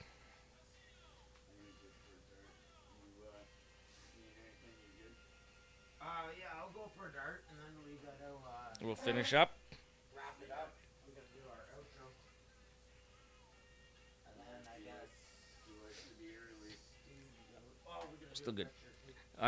Yeah, we'll get a picture. Then I gotta get going. I want to grab something to eat before I head over there. Yeah. Yeah. You're all right, huh? Mhm. Yeah, he's right. You're literally like inside 12 minutes to the studio. It's super close. Cool. Yeah. listen to Taunton because does Thornton go through yet? It doesn't, does it? What's that? Thornton doesn't go all the way through yet. No. I got the map thing on my phone. I'll find it. Yeah, Let's go for a quick smoke. Distance way to go. It's satellites. Not a problem. Very cool. Yeah, we want to smoke. We'll be back. Let me know if you need anything. I'm good, but thanks for asking.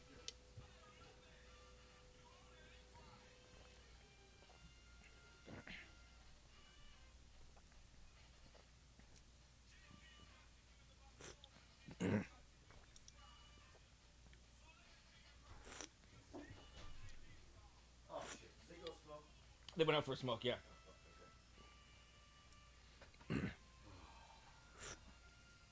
Now, when you put this up on online, do you get flagged for playing songs?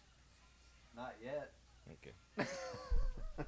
I mean, listen, No. I respect that answer because at Chum, we always took copyrighted shit and used it, and it was like, Oh, yeah. we're like, if we get caught, we'll say sorry. Right. You know, that was.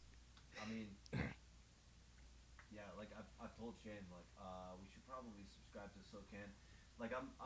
Why do you want to? I mean, you're doing this for fun. Why do you want to spend money? Well, that's just. Wait till you get caught before you just. When we play stuff, because that didn't upload to the actual track here. When I go and play that later, I will buy like I'll buy a $1 version of it or whatever. And Okay. Put it on the shelf. That's my sort of justification personally, but I mean, it's no excuse. I should be like, I would appreciate if somebody's playing me on late night radio. Or something Okay, like but that. you are different than these people who've made millions. Sure. You know what I mean? And I'm not doing it for any kind of money or anything like that. Well, that's the thing. Also, how much are you making from it? 0 or less. Yeah, and this just people hear a song they haven't heard in a while. Yeah. They'll go look for it and buy it on Spotify or whatever the hell. It's promotion in many ways. Oh, absolutely. You know what? Will's my best friend. He's actually going to be moving in that room over there. Oh yeah. And he's we've been really good buddies for about 16 years. Mm-hmm. I met Shane last year. Oh really? Yeah. And yeah, our mutual friend Matt was in town, and I guess Shane had a barbecue. Matt invited me. It was Shane's barbecue. Mhm. So and then we started going to the trailer and everything together, and then I found out about his stroke and his kid, and or not his stroke, his seizure and stuff. And like he lost his license, eh? No. Yeah. What was the seizure from? Well, it's still undetermined, but it's. Oh, like, really? Yeah. It was like they attributed it to stopping drinking, and then It was too shocking to Yeah. the system. but he was like, I stopped drinking for like 2 days or something like that, and then he never had an issue again. But That's his something. kid's the same age as my youngest, so Mhm. when all both of our wives are away, we just go up to my trailer and then we just shoot the shit around the fire for fucking hours. And like, he's a little bit drunk tonight, but we get a little bit like we just shoot the shit around the fire, and we just go. One day we just go, let's start a podcast, right? 27 episodes in, and here we fucking are. You know that most people stop after about 12. Yeah, That I'll there's tell you, I've wanted to. yeah. Well, listen, I have started some and then just said fuck this. We 'cause I don't have a lot time. of great friends and support in the punk rock community. Yeah. Actually, because I've been a musician for so long. Mm-hmm. Just a shitty local musician for so long. Do you know John Tard from the Three Tards? Yeah, of course. Yeah, he did some stuff for me on New Music Nation. Yeah. He's a great guy. Yeah. Big heart. Yeah.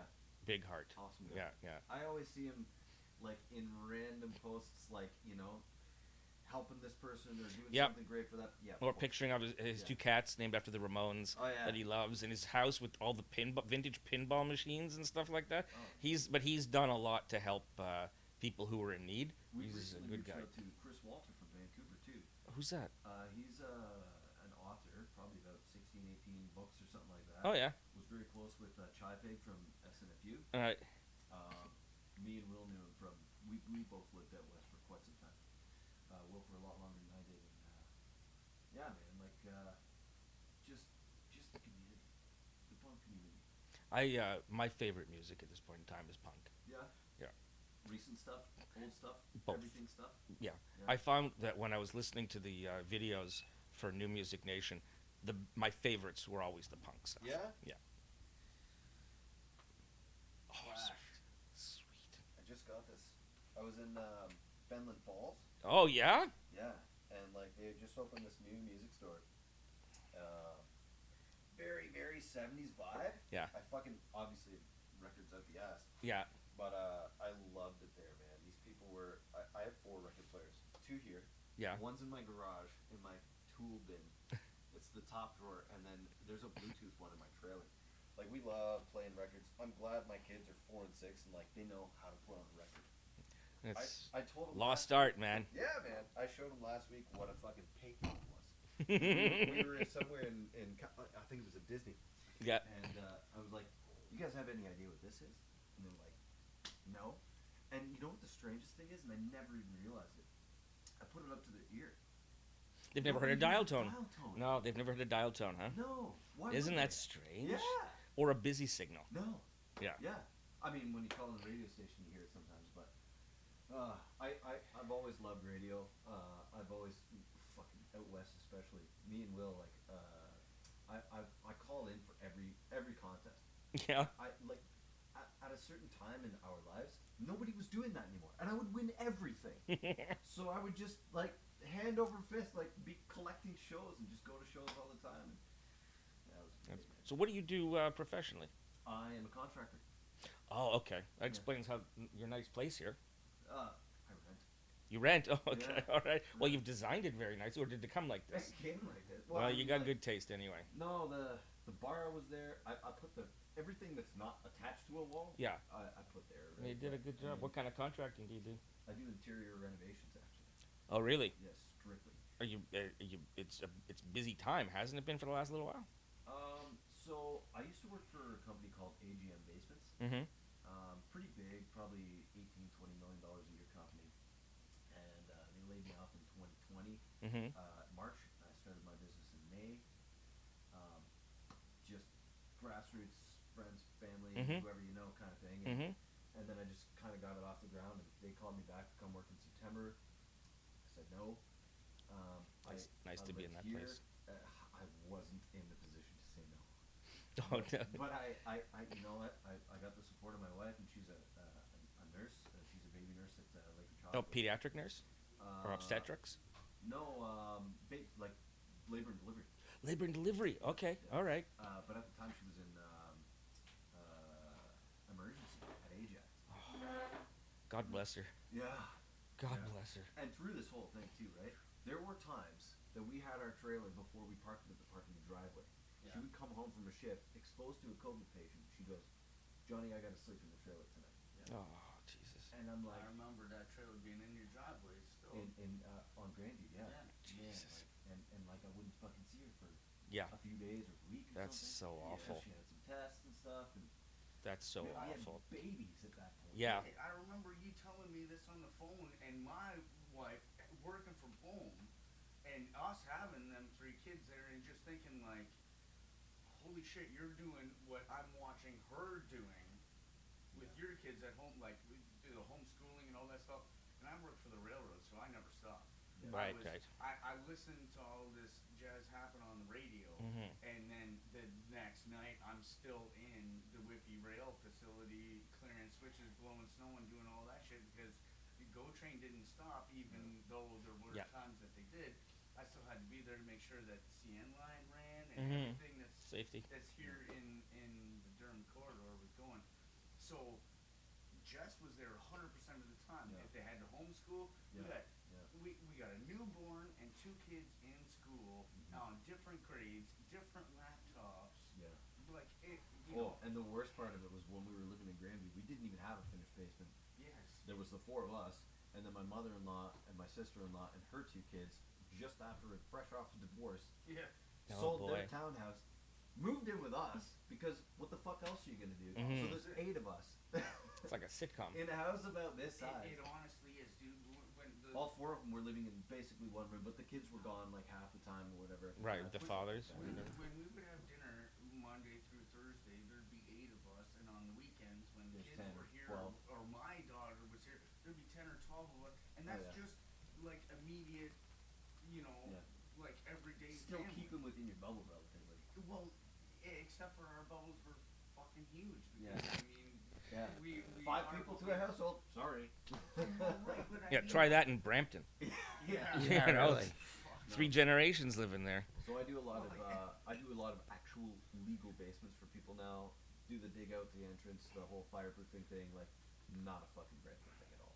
So I mean, like our rentals are like 130 to 150K. Well, when we were at our previous house, we had units built to display like classic toys, superhero toys, and art and stuff like that. Yeah. And so we had Studios, these whatnot. custom cabinets made, like museum type cabinets. Yeah. They're about 20 feet long and about 7 feet high. You got a big collection With the there? glass, yeah, which is still in boxes because when we moved, we were going to leave the thing there, right? And then the guy said he's going to gut the whole house, Yeah. and I was like, those are great units. Yeah. So managed to get them out without any damage, brought them to the new house. But the thing is, we don't have a room with the wall that long anymore, so we had to put some in one room, some in another, which meant that we need to repurpose the trim on the top. And there's some sides we need to put stain some panels to go on the sides that weren't exposed before. So the first guy that was going to do it for us was the guy who built them in the first place, and he quotes us about $2,000 to $3,000, which that was on the low side because it's friends and family. We've not been able to get anybody to do it since, and this last guy who was recommended by he couldn't. Sorry, the first guy couldn't do it because he got brain tumor. So this guy he recommended came over a few weeks ago, and he does the measurements and stuff like that. And he says he's going to come back with a price. Comes back with a price. My wife said, "Hey, maybe we can add from this. We can add a little, go into the kitchen with a little coffee nook." Yeah. Okay. So he comes back. So is it like cabinetry style stuff? It's at this point it's barely trim stuff. Yeah. But he comes back and he says 17,000. It's like, what are you fucking kidding me? And I said, okay, get rid of the new construction Yeah. and just the finishing off. He said, oh yeah, 12,000. I said, just to be clear, we're talking about 4 panels that need to be stained and put up on the thing. We need to repurpose trim and put 4 shelves in a thing that's already built and finished. That's it. Yeah, he says, and he gives me all these reasons why he's got to do this and that. Fuck you. Like, if you don't want the job, Rush to get this done? what's that? Are you in a rush to get this done? We've been waiting 4 years, so no. I can find you a guy. Yeah? He does. Yeah. Guy. He just Yeah. rented Dr. one Johnny. I just sold. Yeah, I don't want to spend that kind of money on, like, it's just repurposing shit. Oh my god, so we just had this job in Liberty Village, this Yes. fucking Italian guy. Tell him, Yeah. He'd come in here and he just rip everything out, take it away. I was like, okay, do you want to keep the appliances? He's like, nah, get rid of them. Oh. So we took everything, put Yeah. it in Will's fucking living room. Yeah. Yeah, my house was from 1885, and the kitchen was probably last on in about 1970, maybe. Yeah. So it's like hand-built cupboards, Right. old school countertop, like very rudimentary. Well, the place- DIY, just The place we're in now hadn't been updated since, like, the early 70s, since it was built. right. Yeah. So this, I repurposed this fucking the- guy the shows set of up with the cabinets. kitchen from Liberty Village. Yeah. Yeah, and the Repurposes- appliances. Sticks them and into the his apartment. appliances. Beautiful. Repurposes everything. Like Yeah. nothing went together as it was. In Beautiful. The pictures that I saw. Right. Uh, Probably up the easy. value of the place by 30 or 50K. Yeah, Oh, I would say beautiful. Like I got 50 more than I expected to get it. It for. it cost me, I mean, travel, a little bit of labor, and whatever else, probably $3 or $4 grand. Right. Yeah. It's, But still, like yeah, it's, it's my boy. yeah, when we moved into our place, our real estate guy was also a renovating guy. Now he helped us. You in 5 years. Well, he helped us do our. He helped us fix up our place that we sold. Because you live in a place, you ignore certain things, you don't care. But when you move, people look for that. So he did that, and that was great. We moved to our new place, and the kitchen had just never been updated, and nothing was coordinated, right? So we said, we told him what we wanted taken out. We wanted to redo the floor. We show up there, and in the garage, there's like 18 tall boys, cans of tall boys. Him and his buddy, they tore out cabinets and stuff that we didn't want him to tear out. And there was no putting them back. And he then we bought the flooring, puts the floor in, and you step here, and something over there rises up. Oh, yeah. And he said, it's called a floating floor. I said, no, that's not what a floating floor is. Oh, so I he said, see you later, buddy. But, all right, let's finish this up. We'll talk after. Yeah. I got one more story. I can't wait. All right, let's do it. Okay, get back in character. We're just gonna go back into it because we've been recording the Yeah. whole time. Oh, all right. So that was the Holy fuck, where was I? That was the specials. Sock it to me, JB. Cool. Great tune. And Shane and Will went out for a smoke, and I've been sitting here chatting with Ed. Ed, I'm so glad that you agreed to do this. All our other 35 guests that we had scheduled tonight said they couldn't make it, so thank you. I'm for being so the backup glad to be guy. number 36. Very happy. Man, I have no idea why you agreed to do this, but sincerely, thank you. I the whole time I'm sitting here, I'm thinking the same thing. I don't know why I agreed to do this, but I'm here, and I expected I was going to be coming to some dank basement. This is actually a not bad. really nice place. Thank you. Yeah, it's a really nice, and my thought originally was, why am I doing this? Why am I doing it on Zoom like everybody else?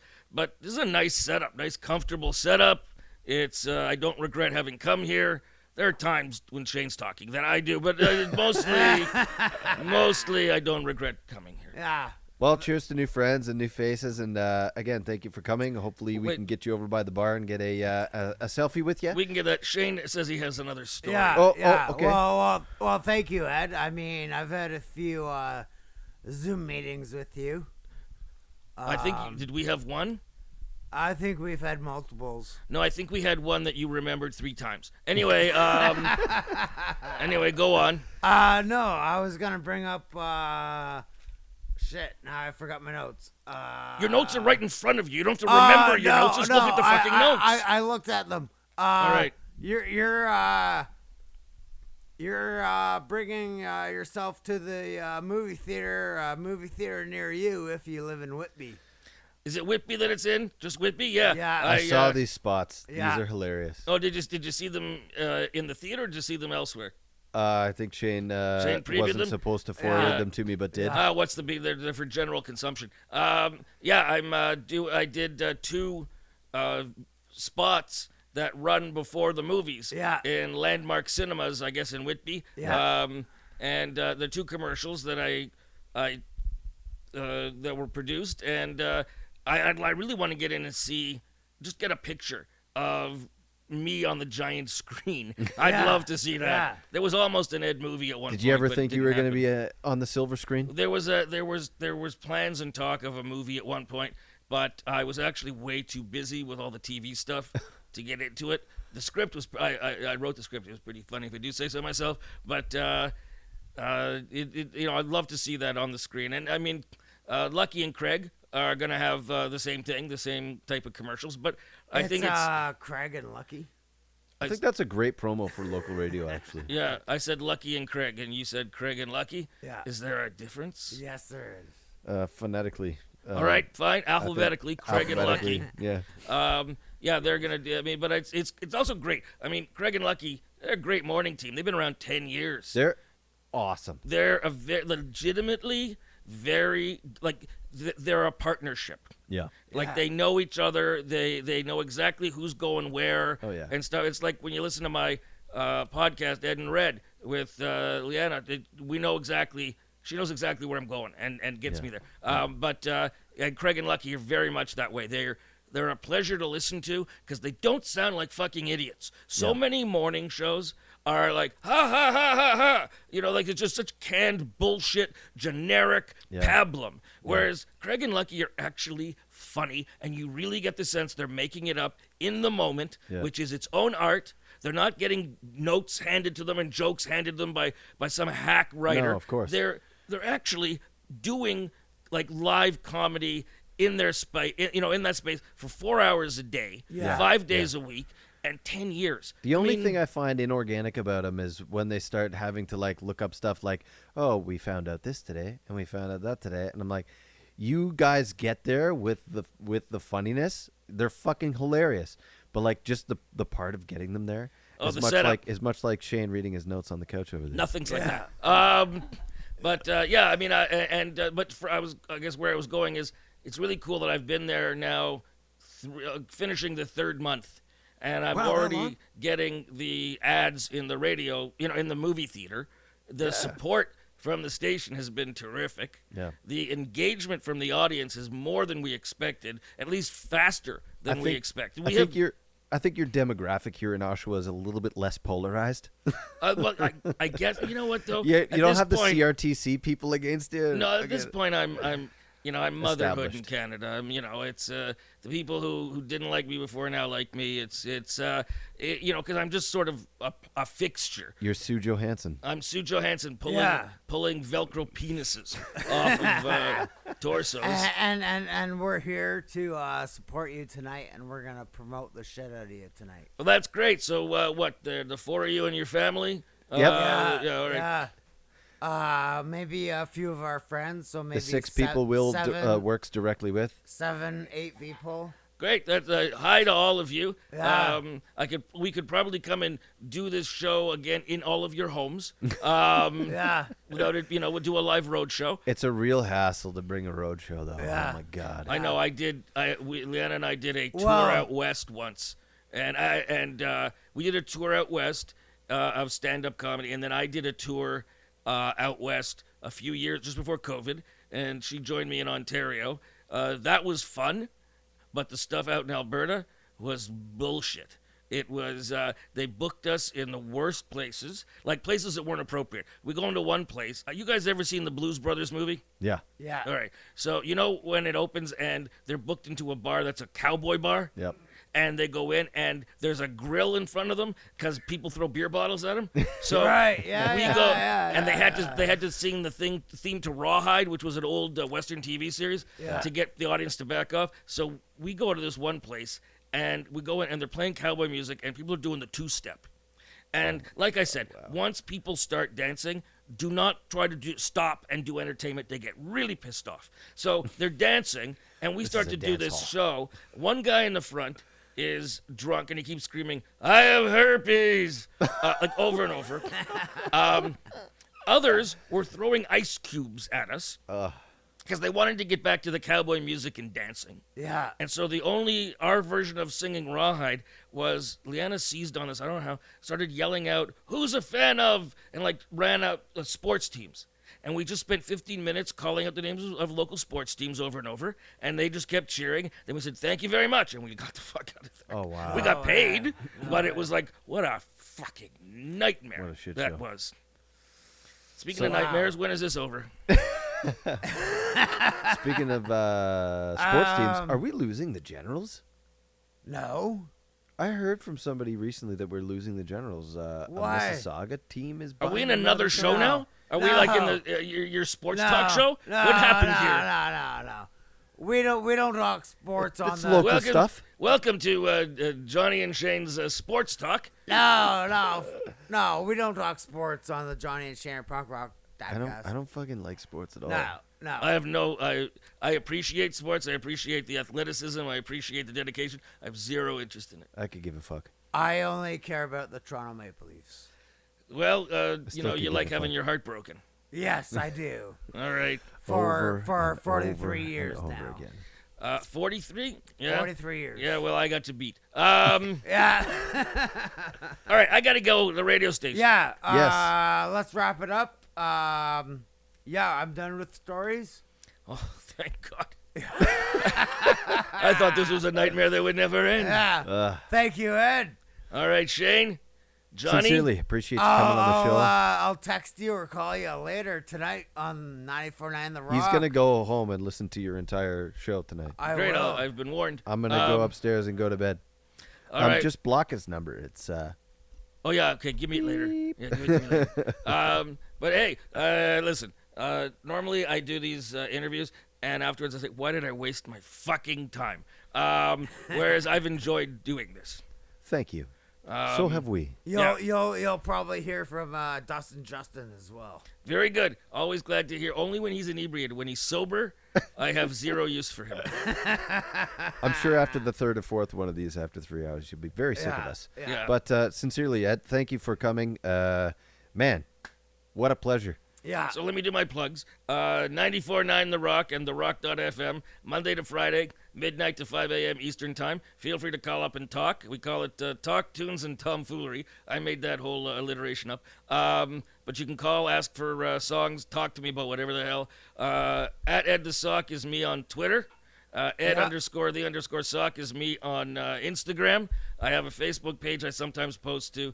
I've stopped using TikTok because I fucking hate it.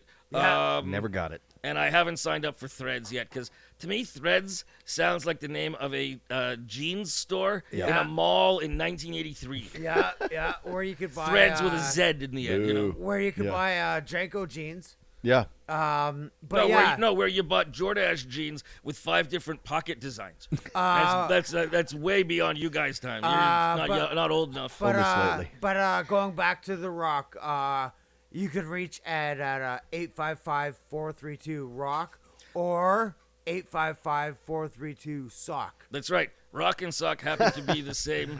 Great. The same 7625. You didn't take out a whole new phone number for that? No. No, didn't need to. It's not worth the $30 a month. Text or call Ed. He's on at midnight tonight. You got All any show tickets to give away? I don't think I've given away. Oh wait, I gave away show tickets once. Do you have the authority to do that at the radio? Well, they gave me show tickets and I gave them away. Awesome. Yeah, like we made up the story that I was given tickets by the band to this big metal show in L.A. in October. Not in L.A. Oh, in yeah. in someplace outside of LA. This huge metal show, like it's great, huge metal bands coming in, Metallica. Oh, and- yes, I did hear yeah. about that. So they said, here, we got these, but say that you were given them by the band and you can't go, so we're giving them out. And I was like, okay, fine. I don't, why, but okay. But the thing was that the tickets, it was just the tickets. You got to get yourself to California and you got to pay for the hotel.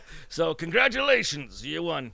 Next time you get any inside track for tickets, just give me a quick text, and I'll disguise my voice. I'll do something like this. That's Or not maybe- bad. That's not bad, but don't ever do that again. Johnny, I was hooking up. Hi.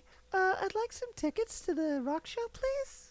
You do that remarkably well. Are you making some extra money on the side doing 900 do you phone have, dials. Do you have an OnlyFans account? He I do not. He pulls up his skirt. All right, Pull up my socks. I'm leaving now. All right. That's the end of it. Thanks for Bye. coming, Ed. Okay, bye. All right. Appreciate you. Bye. Play our ending.